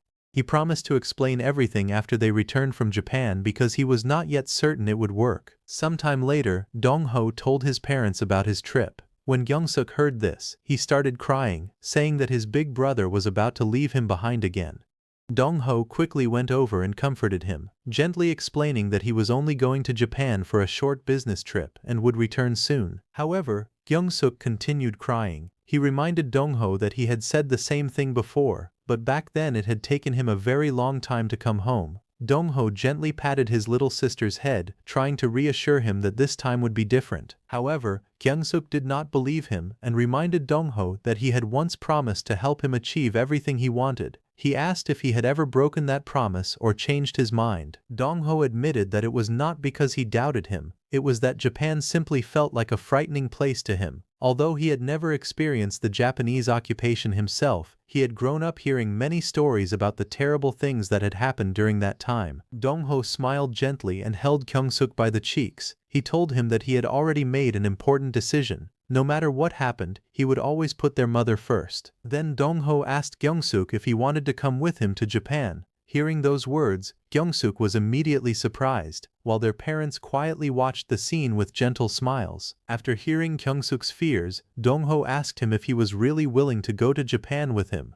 Without hesitation, Kyung-suk declared that he would never let his big brother go there alone because he wanted to protect him. Hearing those words, Dong-ho could only smile in surprise. Dong-ho told Kyung-suk to pack his things because he would be traveling with him. Excited, Kyung-suk gathered several farming tools, including a flail, a sickle, a hoe, and a shovel. He proudly explained what each tool was, and then admitted that he had wanted to bring a gun as well but could not get one. His parents were left speechless by his strange preparations. Later, the brothers boarded a train to begin their journey. Kyung-suk innocently asked if they were going to conquer Japan, making everyone around him laugh. Dong-ho quickly reassured him that they were only taking a train and then a ship, so there was no need to think about such things. During the trip, Kyung-suk happily ate the food their mother had packed for him. Dong-ho told him that their mother had prepared it so he would not go hungry. He then handed Kyung-suk a bottle of soda and told him to drink it so the food would not get stuck in his throat. Kyung-suk eagerly drank the soda Dong-ho had given him, but the moment the fizzy drink touched his throat, he panicked. He screamed that his throat was burning and accidentally sprayed the soda everywhere. Shocked, he shouted for Mr. Min-suk and complained that Dong-ho had made him drink something strange. He even wondered if it was some kind of pesticide, making everyone around him laugh. Watching Kyung-suk's reaction, Dong-ho smiled awkwardly. As he looked at his mother, he realized how different she was from the person he remembered. Every time he saw her now, she seemed happier and more cheerful, and that filled him with joy. Mr. Min-suk patiently explained that the drink was simply soda. He told Kyung-suk that it was fizzy, which was why it made his throat feel strange, and that people drank it because it tasted good. Kyung-suk finally calmed down and declared that he would be relying on Mr. Min-suk from now on. After enjoying the train ride, the group transferred to a ship at Busan port. Before long, they arrived in Osaka, Japan. Looking around the city for the first time, Kyung-suk quietly realized that this was the real Japan. Even so, Mr. Min-suk nervously asked Dong-ho if it was really alright for him to be there. Min-suk looked around the city in silence. As his eyes landed on the familiar streets, the anger he had buried for so many years slowly returned. He admitted that it had been a long time since he had felt this angry. Min-suk looked around the city and quietly admitted that, for a country that had supposedly lost the war, Japan looked far more modern and impressive than he had expected. Seeing this, he felt angry for no real reason. He asked if it was wrong to feel that way. Lee Dong-ho replied that Min-suk was not wrong because he did not feel good about it either. Although Seo Min-wook, the body he now occupied, had never experienced the Japanese occupation, Lee Dong-ho had lived through its final years. Because of those memories, he could speak Japanese. The painful memories of the occupation still remained in his mind, making it impossible for him to look at the situation in a positive way. He reflected that Japan was a country that had lost World War II. It had been a war criminal nation that suffered devastating destruction from nuclear bombs. Its economy should have been pushed back by decades because of the massive war reparations it was expected to pay. But Japan had recovered so quickly because of the Korean War. When the war broke out, Japan became a major supplier of weapons, equipment, and other military goods.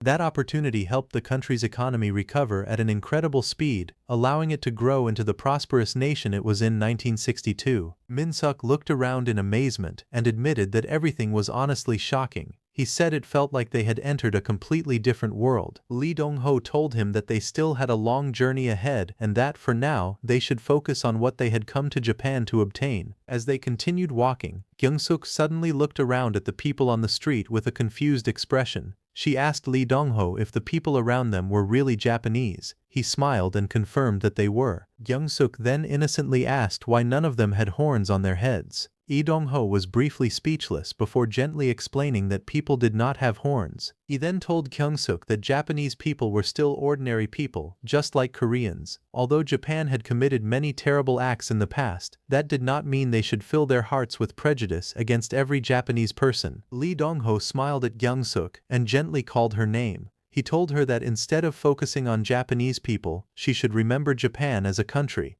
He explained that even after losing a war, Japan had managed to rebuild itself and become a prosperous nation. He then promised Kyung-suk that he would make their own country, the country she lived in, even better than Japan one day. Hearing those words, Kyung-suk smiled brightly. She happily agreed and declared that she would always believe in her big brother. Just then, Lee Dong-ho noticed that Kyung-suk was still carrying a wooden laundry paddle. Smiling awkwardly, he told her to put it away somewhere. Min-suk looked at the paddle in surprise and asked how she had even managed to bring it all the way there. Min-suk quietly asked Kyung-suk if she really thought they could pull this off. Kyung-suk confidently whispered that they had no other choice because they were the only ones who could do it. Min-suk nodded. He recalled how difficult their journey had been. It had taken them 7 full days to travel from Osaka to Hokkaido. The trip had been so exhausting that even Lee Dong-ho had collapsed from fatigue along the way. Kyung-suk agreed, saying she had never expected her big brother to end up in such a state. As they hid in a rice field, they spotted an old farmer harvesting rice with a sickle. Min-suk quietly asked Kyung-suk if she trusted him. He then asked if she also trusted the uncle beside her. Before he could continue, Kyung-suk interrupted him and asked if he trusted her instead. Min-suk smiled and firmly replied that he did. He declared that they absolutely had to bring back the yukara rice seeds. Just then, the farmer suddenly noticed them. The old man turned around in surprise, making both Min-suk and Kyung-suk freeze in shock as they let out startled cries. Lee Dong-ho suddenly appeared behind Min-suk and Kyung-suk with a cheerful smile, startling them. Teasingly, he asked if they had really been planning to steal the rice seeds. Embarrassed, Min-suk quickly laughed and explained that it was all a misunderstanding. He admitted that he and Kyung-suk had simply gotten too carried away while pretending to carry out a secret mission. Smiling, Lee Dong-ho pointed toward the fields and explained that yukara rice was growing everywhere in the area. Realizing their dramatic plan had been completely unnecessary, Kyung-suk loudly declared that even though their grand plan had been exposed, they still could not give up. Lee Dong-ho watched the two with a smile. He already knew that Min-suk was unusually good at getting along with people, but he had not expected him to become so close to his little sister in such a short time. He felt grateful for that. Min-suk and Kyung-suk continued their playful act, promising each other that they would complete their mission safely. Kyung-suk saluted him and enthusiastically replied, "Yes, Captain." Lee Dong-ho then approached the owner of the rice field and asked if he could buy some yukara rice seeds. The farmer looked confused at first, but after Lee Dong-ho offered to pay extra, the old man happily agreed. Lee Dong-ho carefully looked at the yukara rice in the field and realized that these were the valuable seeds he had been searching for. As he held a handful of seeds in his palm, he thought that if he could bring them back to Korea, Director Hyo and the agricultural researchers would be able to develop a brand new rice variety. He believed that this new rice could one day help feed countless people. He carefully placed the precious seeds into a small glass bottle for safekeeping. He also thought that if they successfully developed an outstanding rice variety, it would benefit Japan as well because its people also ate Japanica rice. At the same time he smiled to himself, knowing that if Japan later imported the improved seeds, they would have to pay royalties. After safely storing the seeds, Lee Dong-ho smiled and announced that it was time to leave. However, Min-suk and Kyung-suk immediately protested. Kyung-suk jokingly asked if her big brother was sulking because they had enjoyed their little adventure without him. Min-suk joined in and teased him as well, saying that as the company president he should show a little more warmth. Pretending to be disappointed, he joked that he had expected better from him. Dong-ho smiled gently and told Min-suk and Kyung-suk that they had teased him enough. He then knelt in front of Kyung-suk and reassured her that everything was fine. He smiled warmly and pointed out that she was covered in dirt, even on her cute little face. As he gently wiped the dirt from her cheek, Kyung-suk giggled happily. A moment later, Kyung-suk excitedly ran toward Min-suk and asked him to give her backpack back. Watching her cheerful smile, Dong-ho realized that he had never imagined his mother could laugh, smile, and chat so happily. Seeing her enjoy herself filled him with happiness. As they prepared to leave, Dong-ho thought that obtaining the Yukara seeds had been much easier than he had expected. However, he knew that taking the seeds out of the country would be much more difficult because it would be considered smuggling. He decided to worry about that problem later.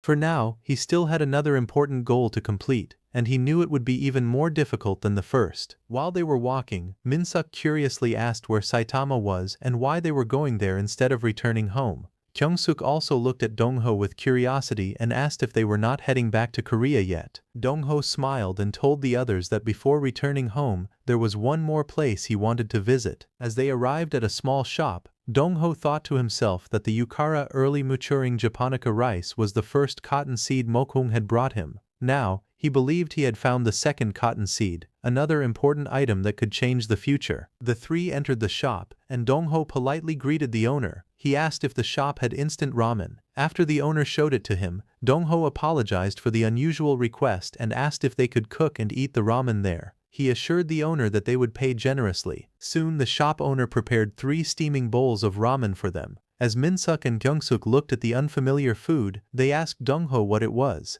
Kyung-suk curiously asked if it was noodles. Smiling confidently, Dong-ho told them not to worry and simply try it first. Kyung-suk looked at the bowl of noodles uncertainly and asked Dong-ho if it was really good. Dong-ho smiled confidently and assured her that it was. He told both Kyung-suk and Min-suk to stop worrying and simply taste it. Min-suk picked up the noodles but hesitated. He commented that the ramen smelled a little fishy. Even so, he and Kyung-suk finally took a bite. Meanwhile, Dong-ho thought that the moment Min-suk and Kyung-suk tasted it, both of them would be stunned. Their eyes would widen in surprise at how delicious it was. He expected them to ask what kind of food it was because they had never tasted anything like it before. He also expected Min-suk to ask if this was what they had come to Saitama to find. He believed Min-suk would think that this incredible food was the reason for their trip. Dong-ho smiled with satisfaction just thinking about it. However, he suddenly noticed Min-suk. After taking a bite, Min-suk's expression suddenly changed. Looking at him, Dong-ho frowned and asked if it was too salty. Confused, Min-suk looked at Dong-ho and asked if this was really supposed to be considered delicious. Kyung-suk frowned after another bite and complained that the noodles felt incomplete without kimchi. She wondered why the restaurant did not serve kimchi with them. Dong-ho quietly watched their reactions and wondered why they were acting that way. He assumed it was probably because it was their first time eating ramen. As he prepared to take a bite himself, something suddenly caught his attention. His expression changed, and after tasting the broth again, he immediately spat it out in disgust. Covering his mouth, Dong-ho finally realized what was wrong. He thought to himself that this was what Japanese ramen had tasted like during that time period. It was very different from the ramen he knew in the future, which explained why the flavor was so strange. After tasting the noodles again, Dong-ho finally understood why they felt so strange. He realized that this was exactly what instant ramen had tasted like in 1962. The broth was far too salty, and the noodles were much too greasy. He thought that if chicken broth tasted like this, it would naturally seem fishy and unpleasant to Korean tastes. Then he remembered the ramen from his previous life. Over the years, instant ramen had been improved many times, making it much more flavorful and balanced. A smile appeared on Dong-ho's face as he realized something important. The product they had traveled to Saitama to learn about was this instant ramen. Min-suk and Kyung-suk stared at him in surprise. Kyung-suk nervously pointed at the bowl and admitted that the noodles tasted really bad. She wondered if that was actually acceptable. Dong-ho turned to Min-suk and asked for his opinion. Min-suk quietly thought about it, trying to understand what Dong-ho was seeing. Min-suk carefully explained his thoughts. From the moment Dong-ho bought the small packet and asked the restaurant to cook it, less than 10 minutes had passed. Yet in that short time, the three of them had each finished an entire bowl of noodles, not just a few bites. He also pointed out that the portion size did not feel too small, although he knows Japanese food often did not match Korean tastes. However, if they could change the recipe to suit Korean preferences instead, and learn the production technique properly, they could always improve the flavor later. Hearing that, Dong-ho immediately understood what Min-suk had been thinking. Dong-ho smiled to himself, feeling that bringing Min-suk along had been the right decision. Dong-ho agreed completely. He said that if they could improve both the flavor and the price, the product could easily replace a full meal for many people. After making up his mind, Dong-ho packed his things and left with Min-suk and his younger sister. The three of them set off together for Saitama, Japan.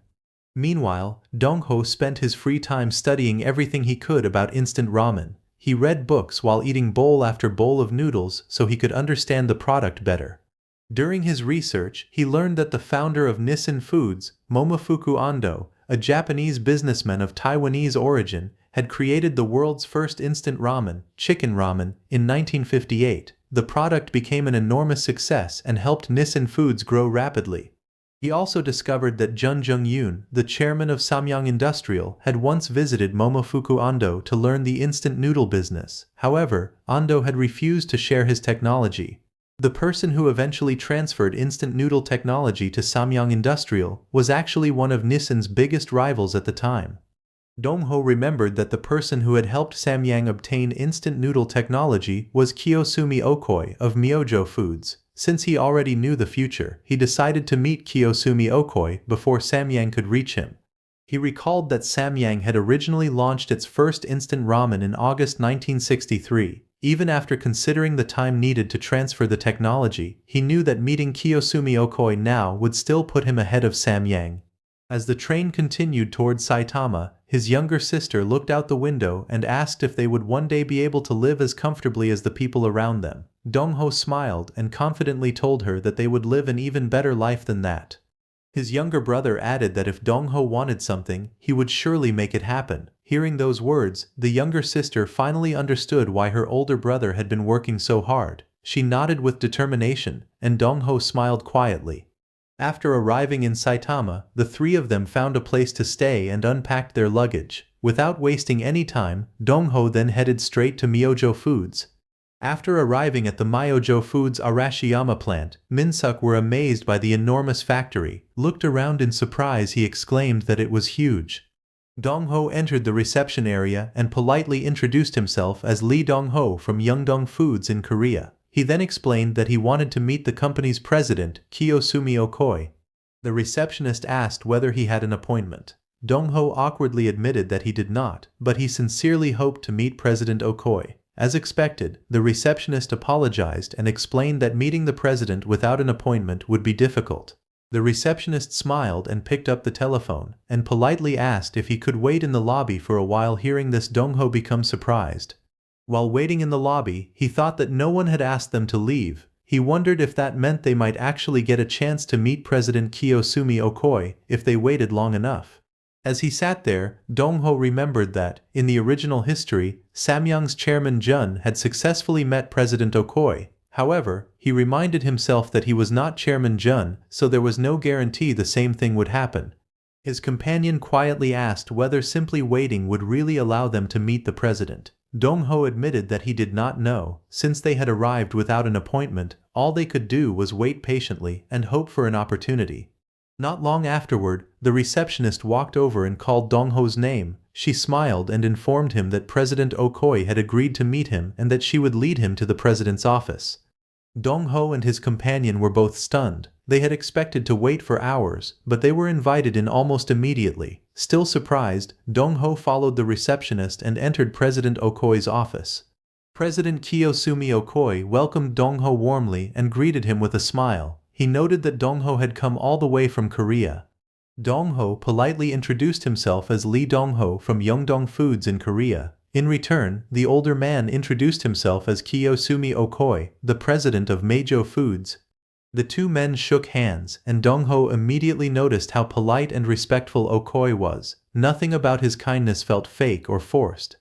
Okoi then invited Dongho to sit down, treating him like an honored guest. Seeing such sincere hospitality from someone he had never met before surprised Dongho. He had not expected such a warm welcome, especially as a visitor from Korea. After taking his seat, Dongho looked at Okoi with curiosity. Unable to understand why he had been treated so kindly, he finally asked why President Okoi had been willing to meet him. President Okoi smiled and asked Dongho what he meant by his question. Dongho calmly explained that he simply wanted to know why Okoi had agreed to meet him in person. Okoi replied that meeting Dongho was only natural. Hearing that, Dongho assumed that Okoi already knew the real reason for his visit. Okoi laughed and said he could make a good guess. Although he remained friendly and polite, Dongho became even more cautious. He wondered what was hidden behind Okoi's warm attitude. Since Okoi already had an idea, Dongho decided not to hide his purpose any longer. He spoke honestly and said that he wanted to ask President Okoi for a favor. Still smiling, Okoi took a sip of his tea and asked what kind of favor Dongho wanted. He politely requested that Dongho explain his request clearly and in detail. Dongho spoke honestly about his request. He said that Yeongdong Foods wanted Meijo Foods to transfer its ramen manufacturing technology. He also hoped to negotiate a deal to purchase the necessary machinery and equipment. To Dongho's complete surprise, President Okoi smiled and agreed immediately. He simply said they could do it. Shocked by such an easy answer, Dongho could hardly believe what he had just heard. Wanting to make sure there was no misunderstanding, Dongho asked whether the agreement also included the secret method for making the ramen soup base. Okoi nodded without hesitation and replied that the soup base was the heart of the product, so it naturally had to be included. Still confused, Dongho asked why President Okoi had made such an important decision so quickly. Okoi smiled and laughed softly before explaining his reason. He said that when he first heard visitors had come all the way from Korea, he simply wanted to invite them in. He believed they must have had a long and difficult journey, so the least he could do was welcome them politely before sending them on their way. President Okoi explained that this had been the only thing on his mind as he walked back to his office. On the way, he noticed the young girl who had come with Dongho and became curious about her. He asked Dongho if the girl was his daughter. Dongho quickly shook his head and explained that she was actually his younger sister. After hearing that, President Okoi quietly repeated that she was his sister. His expression turned nostalgic as he revealed that he had once had a younger sister who was about the same age. Hearing those words, Dongho was completely stunned. He looked at President Okoi in surprise, realizing there was a personal reason behind the kindness he had shown from the very beginning. President Okoi admitted that he had struggled with the decision for quite some time. He kept asking himself whether it was right to make such an emotional business decision simply because he still carried that painful memory in his heart. After a long pause, President Okoi sadly revealed what had happened to his younger sister. She had died from hunger. That heartbreaking tragedy was the reason he founded a food company. From that day on, he buried himself in work, hoping that if he worked hard enough, the image of his starving little sister would stop haunting him. After hearing the story, Dongho quietly said that he understood. President Okoi then changed the topic and asked if Korea was struggling because of the war. He said Japan had gone through the same hardships after losing the war, and he understood how difficult those times could be. President Okoi explained that after the war, countless children wandered the streets, struggling to survive. They rushed to pick up the sweets that American soldiers threw away, and getting even one proper meal felt like a blessing. Everyone had to do whatever they could just to stay alive. He then recalled that when the Korean War broke out, he felt ashamed of what he was thinking at the time. Deep down, he wished the war would continue because the longer it lasted, the stronger Japan's economy became. The war gave Japan, and him, the opportunity to recover and grow. President Okoi admitted that those feelings filled him with both guilt and gratitude toward Korea. Now, he believed he finally had a chance to repay that debt by helping them. Dongho was left speechless. He thanked President Okoi but admitted that he did not know what to say because everything he had heard had caught him completely off guard. President Okoi smiled warmly and said that seeing Dongho's little sister smiling that day had reminded him of his own younger sister. That smile was beautiful, and it made him feel that helping Dongho was the right thing to do. President Okoye admitted that the smile on Dongho's little sister's face had been so bright and innocent that he could not stop looking at it. He sincerely hoped that Dongho would protect her because it was something he had failed to do for his own younger sister. With a gentle smile, President Okoye told Dongho to return the next day with all the required paperwork. Once everything was ready, they would officially sign the contract. The following day, Dongho returned to the president's office at Myojo Foods with his little sister. President Okoye looked through the documents with a satisfied smile as the two of them waited quietly in front of him, ready to complete the agreement.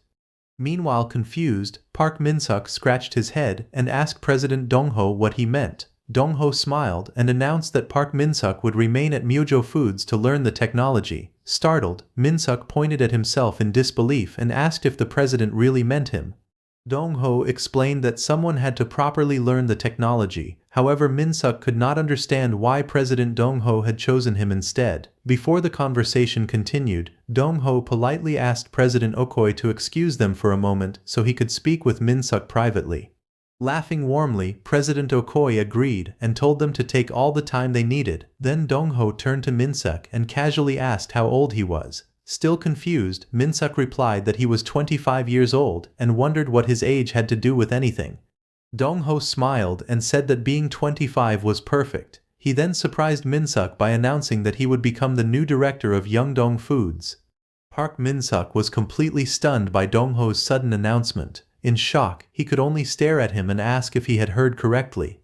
Dongho smiled and explained that he could not keep calling him Min-suk forever since he was actually younger than him. He added that it was time for their company to start looking more professional, one step at a time. From then on, he said, everyone would address him as Director Park. Min-suk nervously thanked Dongho for the opportunity, but he could not understand why he was being promoted so suddenly. Smiling, Dongho told him that if he truly did not want the position, he was free to refuse it. He then asked how many years it would normally take for Park Min-suk to become a director. After thinking for a moment, Min-suk admitted that it would probably take around 20 years. Hearing that answer, Min-suk finally understood what Dongho was trying to do.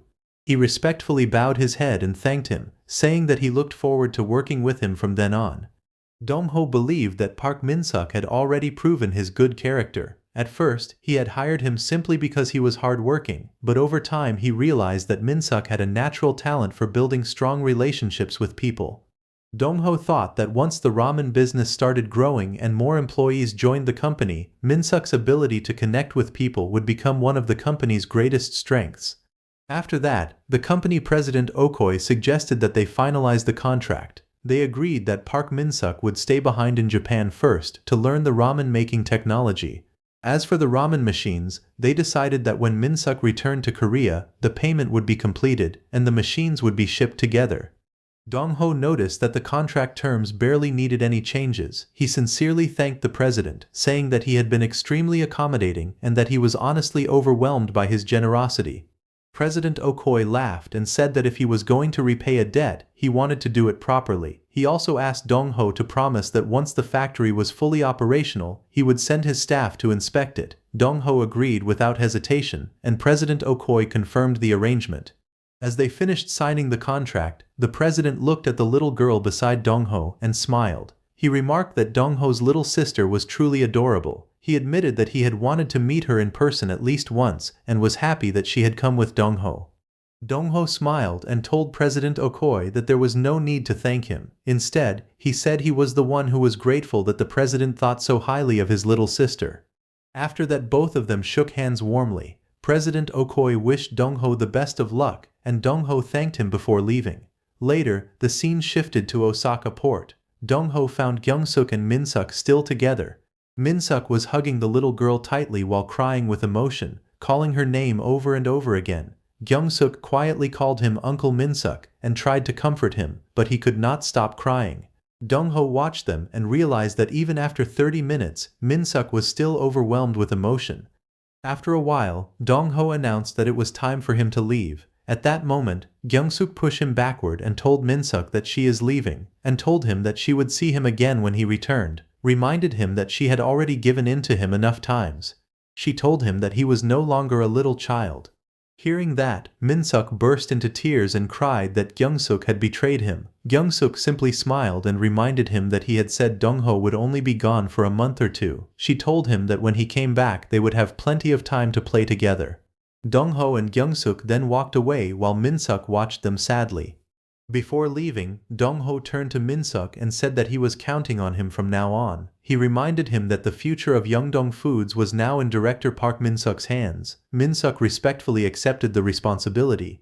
He promised that he would study hard and return with the ramen machine. With everything settled, Dongho headed toward the port. As Dongho waited in the boarding line, he silently worried about the euchara seeds hidden deep inside his suitcase. If the customs officers found them, it would cause a huge problem. He hoped that security in that era was still relaxed enough for him to get through without any trouble. However, his hopes were quickly shattered when the security officers stopped him. They asked him to open his suitcase, remove his jacket, and empty everything from his pockets for a thorough inspection. One of the officers looked at Dongho suspiciously. He pointed out that Dongho claimed he had come to Japan on a sightseeing trip with his little sister, yet there was not a single souvenir in his luggage. The officer felt that something about the situation did not seem right. Dongho immediately realized that security was much stricter than he had expected. He became nervous and feared that the hidden euchara seeds would soon be discovered. Just then, one of the officers suddenly looked toward Gyeongsuk and noticed something she was carrying. He asked her what it was and wondered if she was holding a weapon. Dongho turned around in shock. A moment later, he let out a sigh of relief when he realized that Gyeongsuk was only carrying a wooden laundry paddle. The officer had mistaken the harmless household item for a weapon. Panicking, Dongho quickly stepped forward and explained that it was not a weapon. He gently told Gyeongsuk that she should put the laundry paddle away. However, instead of listening, Gyeongsuk smiled mischievously while holding it tightly. Seeing her reaction, Dongho became suspicious. He wondered if Gyeongsuk was deliberately causing a scene to distract the customs officers. Gyeongsuk then proudly raised the wooden paddle and explained that it was simply a laundry paddle used for washing clothes. She innocently asked whether people in Japan did not use laundry paddles for washing clothes. The officers were completely confused by her explanation. They could not understand what she was talking about and became even more suspicious. Thinking she might be trying to intimidate or mock them, they angrily questioned her intentions. As Dongho realized that the customs officers were becoming distracted, he quietly encouraged Gyeongsuk to keep moving so they could board the ship as quickly as possible. Seeing the situation, one of the other Korean passengers stepped in to defend them. He questioned the officers, asking if they were really treating a little girl suspiciously just because she was carrying a laundry paddle. He then asked if they were discriminating against them simply because they were Korean. Dongho quickly supported the explanation. He calmly told the officers that his little sister often helped with the laundry, which was why she had brought her laundry paddle all the way to Japan. He also reminded them that no one had questioned the paddle when they entered the country. After giving the explanation, Dongho politely apologized for the inconvenience. He said that if there were no other problems with their belongings, they would leave immediately. Although still annoyed, one of the customs officers decided to let them go. He impatiently told them to gather their things and leave. Dongho quickly picked up the suitcase and prepared to walk away with Gyeongsuk. Just as they started leaving, one of the officers suddenly called out for them to stop once again. He said they could not allow the laundry paddle to leave with them and announced that it would be confiscated. Soon after, Dongho and Gyeongsuk successfully boarded the ship. Standing on the deck, Gyeongsuk looked at the endless blue ocean with sparkling eyes. She excitedly said that the sea was incredibly blue and that it looked amazing. Watching her excitement, Dongho smiled warmly. He told Gyeongsuk that, to him, she was even more impressive than the beautiful sea. He praised her for thinking so quickly and pulling out the laundry paddle at exactly the right moment, which had helped them avoid a much bigger problem. Gyeongsuk smiled proudly and reminded Dongho that she had promised to protect him. She happily said that she had simply done what she had promised. As the ship continued across the ocean, Gyeongsuk leaned over the railing and admired the endless water. She excitedly called out to Dongho, saying that the sea was enormous. Looking at her cheerful face, memories from his previous life filled his mind. He remembered that in his past life, their mother had unknowingly raised an ungrateful son, but in this life, Gyeongsuk had become the one protecting her older brother instead. Looking at her cheerful face, he silently thought that their mother had always been kind and loving. Whether in his previous life or this one, her heart had always been as vast as the endless sea.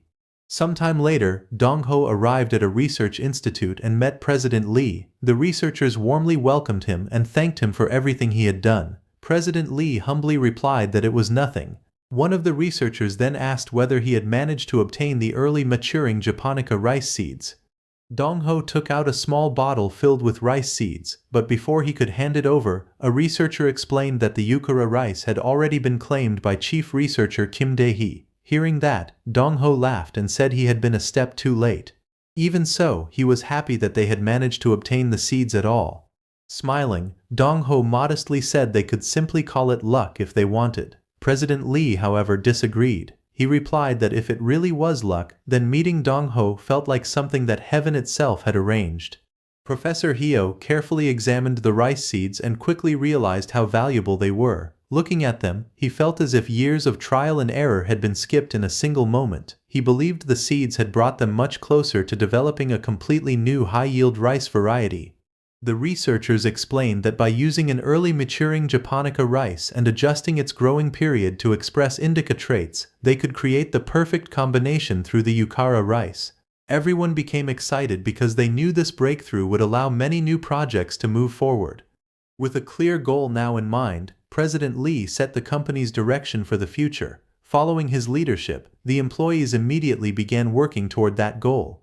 They realized they needed more people, so they posted hiring notices, recruited new workers, and assigned them to the areas where they were needed most. At the same time, Dong-ho paid special attention to the oil pressing plant in Yeongdeung-po that they had recently acquired. He knew it would play an important role in the company's future plans. By the time Dong-ho realized it, September was already coming to an end. Yeongdeung Foods had also reached the final stage of its transformation into a true food company. He believed that once Park Min-suk safely returned from Japan with the ramen machines, they would be ready to begin production immediately. Everything had to be fully prepared before that happened. Soon after, Dong-ho visited the Yeongdeung Foods factory. As soon as he entered, the plant manager, Kim Chun-sam, warmly greeted him and welcomed him with great respect. Dong-ho asked whether it was the first working day for the newly hired employees. Kim Chun-sam smiled and confirmed that it was. Kim Chun-sam had spent many years working at the former oil company before joining Yeongdeung Foods. Following Dong-ho's instructions, Min-suk had successfully acquired the oil processing plant in Yeongdeung-po. However, Min-suk asked Dong-ho if buying an oil processing company really had anything to do with their food business. Dong-ho smiled and explained that the reason was actually very simple. He said that the most important part of making instant ramen was the oil frying process. After the noodles were made from flour dough, they had to be deep-fried in oil to remove moisture and preserve them. That was why securing a reliable oil processing facility was so important. Once Park Min-suk successfully brought the ramen machines back from Japan, everything else would be ready.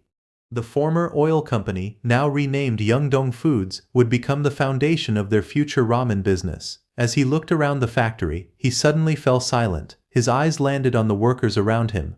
Their worn-out clothes reflected the hardship and exhaustion they had endured since the war. Some of the young workers looked only 3 or 4 years older than his younger sister. Seeing their tired faces and difficult lives, Dong-ho could not help but feel sorry for them all. He also wondered if it was really right to put these exhausted people to work. However, Miss Chae-hui reminded him that many people had gathered there because they wanted to work with the company. Hearing that made Dong-ho realize that he had been looking at the situation the wrong way. He stepped forward and warmly welcomed everyone. Introducing himself as Lee Dong-ho, the president of Yeongdeung Foods, he looked at the crowd and understood that every person standing before him represented an entire family. They had come prepared to work hard and fight for a better life. In Dong-ho's eyes, they were not just workers, they were the strong and dependable heroes of their families. Dong-ho looked at the workers standing before him and spoke honestly. He said that he knew everyone had come there to earn money, so he would not waste their time with a long speech. Instead, he confidently declared that Yeongdeung Foods would succeed. He promised that when the company became successful, every employee would share in that success. As he looked at the crowd, Dong-ho realized something important. He was not doing them a favor by giving them jobs. In reality, without their hard work and support, he would never be able to build the company. They were just as important to his dream as he was. Filled with sincerity, Dong-ho bowed deeply to everyone and asked them to help him build the company. He humbly requested that they work together with him and support Yeongdong Foods. At that moment, Dong-ho felt ashamed that he had looked at them with pity, even for a second. The workers were not helpless people waiting to be saved. They were determined individuals who wanted to work hard for a better future. The employees were deeply moved by his words. Some admired how humble and sincere their new president was, while others enthusiastically promised to do their best. Meanwhile, Professor Hao and his team focused all their efforts on developing a new high-yield rice variety at the Yeongdong Agricultural Research Center. They combined the Yukara rice that Dong-ho had brought back with Taichung no Fawan, a traditional Taiwanese rice variety. After successfully identifying the best breeding formula, Dong-ho suggested that they quickly move on to the next stage, which was improving the rice's flavor. The lead researcher agreed that the project was progressing much faster than expected, and said there was not much work left before it was complete. He then asked President Lee if they could continue their discussion in his office. Once they were inside, the researcher explained that he had recently received an important phone call. The callers wanted to confirm that his transfer to a private research center was truly for the benefit of the nation. However, instead of asking many questions, they simply informed him of the transfer date. Professor Hao then revealed one more surprising detail. The callers had specifically requested to meet President Lee Dong-ho in person. Professor Hao looked worried and admitted that he was afraid he had dragged President Lee into unnecessary trouble by arranging the meeting. However, Lee Dong-ho smiled calmly and told him not to worry. He explained that even without the director's involvement, he would have met those people sooner or later. If he wanted to build something truly great in the country, facing powerful people was unavoidable. Professor Hao hesitated and asked if Lee really planned to meet them. Lee confidently replied that he did, and told the director not to worry too much. He even said that meeting them now might actually be better. Even after hearing that, Professor Hao remained anxious. He warned President Lee that the people waiting for him were extremely dangerous, and that meeting them could put him in serious danger. The director nervously reminded President Lee that he understood how serious the situation was. He warned him that this was not something he could take lightly because the people waiting for him belonged to the Central Intelligence Agency. Lee Dong-ho calmly replied that he already knew there was nothing light about them. He had decided to walk the true path of a businessman, and in Korea in 1962, that path came with one unavoidable truth. Anyone who wanted to build a great business would eventually have to get their hands dirty. Without showing any fear, Lee asked when the meeting would take place. After hearing the answer, he agreed to meet them on the day they requested at the KCIA. 3 days later, on September 30, the meeting finally arrived. As soon as Lee entered the room, the man waiting for him looked at him with interest. Noticing that Lee was only 20 years old, he remarked that Lee had only recently reached adulthood and commented that he was surprisingly young. As Lee Dong-ho entered the cafe, he was surprised to see that the person waiting for him had come in person. It was none other than Kim Hong-sil, the director of the Korean Central Intelligence Agency, a man who had become the second most powerful figure in Korea before even reaching the age of 40. Kim Hong-sil calmly looked at Lee and casually asked what he would like. Caught off guard by the unexpected question, Lee asked him to repeat it. The director smiled and joked that perhaps young people had poor hearing before explaining that he was simply asking what Lee wanted to drink. Lee politely replied that he did not need anything, but the director ignored his refusal and ordered a cup of coffee for him anyway. As Lee looked around the cafe, he realized they were not meeting inside the KCIA headquarters or some secret underground interrogation room. Instead, they were sitting in a small cafe near the government complex. Even so, the atmosphere was far from relaxing. There were no ordinary customers anywhere in sight. The entire cafe was filled with KCIA agents, and with director Kim Hong-sil sitting directly across from him, Lee could still feel the overwhelming pressure of the meeting. Director Kim casually asked Lee Dong-ho if he liked coffee. Lee replied that he had not drunk enough coffee to know whether he liked it or not. In his heart, however, Lee remembered that in his previous life as Seo Min-wook, he had loved coffee, but he knew he could not answer that way now. In this era, coffee was considered a luxury, so he had to act like someone who knew nothing about it. Sitting in front of the powerful KCIA director, Lee reminded himself that even the smallest mistake could make the situation worse.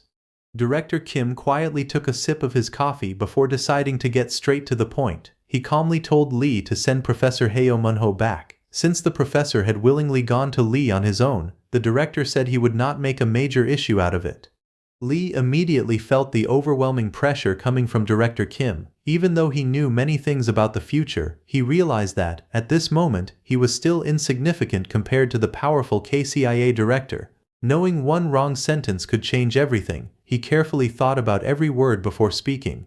After a brief silence, Lee looked at Director Kim and firmly said that he could not send Professor Hyo Munho back. Director Kim paused for a moment and asked what he meant. Inside, Lee felt nervous because there was no gentle way to reject such a powerful man. No matter how carefully he tried to phrase it, the answer would still be the same. Instead of getting angry, Director Kim smiled. He admitted that it had been a long time since he had heard a young man speak so boldly. He said he used to know many young people who talked that way, and sometimes he wondered what had become of them now. Lee remembered seeing Kim Hong-soo on television in his previous life after he had become an elderly politician. But the man sitting in front of him now was the younger Kim Hong-soo, the powerful director of the KCIA and one of the most influential people in the country. The pressure coming from him was far beyond anything Lee had ever experienced. Realizing he had spoken too boldly, Lee immediately apologized. Director Kim calmly accepted the apology and said that as long as Lee understood his mistake, that was enough. He then once again asked Lee to send Professor Hyo back. Lee took a deep breath and explained that Professor Hyo had to stay with their company because they were working on something that would benefit the entire country. Director Kim fell silent and asked what he meant by "for the country." Lee explained that he and Professor Hyo were on the verge of completing research on a new high-yield rice variety. He warned that if Professor Hyo was taken away now, Korea's path to becoming self-sufficient in rice would be delayed by at least 10 years. Director Kim smiled calmly and asked if Lee really believed Korea could achieve rice self-sufficiency by working only on the Yeongdong Plains. He warned Lee not to interfere in matters beyond his understanding and said he would let this incident pass as a warning because Lee did not seem to have any bad intentions. He then explained that Professor Hyo would soon be sent to the International Rice Research Institute in the Philippines. According to Director Kim, that was the true first step toward achieving rice self-sufficiency and the best way to serve the nation. He also pointed out that such an important goal could not be accomplished by a single private company. However, Lee knew the future. In his previous life, Director Hyo had become the heart of the Yeongdong Agricultural Research Center. Many talented researchers gathered there because of him, and the development of unified rice and every improved rice variety that followed would never have been possible without his leadership. Realizing that this was the crucial moment, Lee clenched his fist. He knew he had to stop Professor Hyo from leaving, no matter what. After thinking for a moment, Lee suddenly asked Director Kim why America had become a global superpower. Director Kim looked at him with confusion, wondering where the question had come from. Lee then answered his own question. He explained that America became powerful because it was a free democracy. He added that within that freedom, private companies stepped in to do what the government alone could not, filling the nation's gaps and driving its growth. Director Kim listened quietly before asking if Lee was claiming that private companies could sometimes do a better job than the government.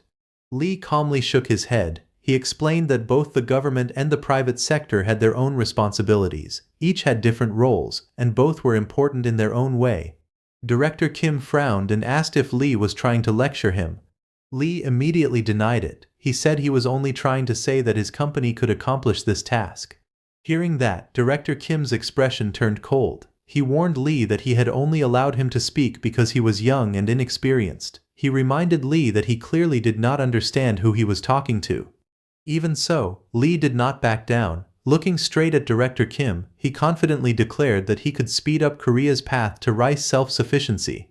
The bold statement instantly enraged Director Kim. He shouted that such a decision was not for Lee to make. The room fell silent. The bodyguards standing nearby immediately became alert, while Lee remained seated, refusing to be intimidated despite the overwhelming pressure in the room. He explained that South Korea was currently poorer than North Korea and sincerely asked Director Kim to trust him. He insisted that everything he was doing was for the country's future and that it was the greatest act of patriotism he could offer.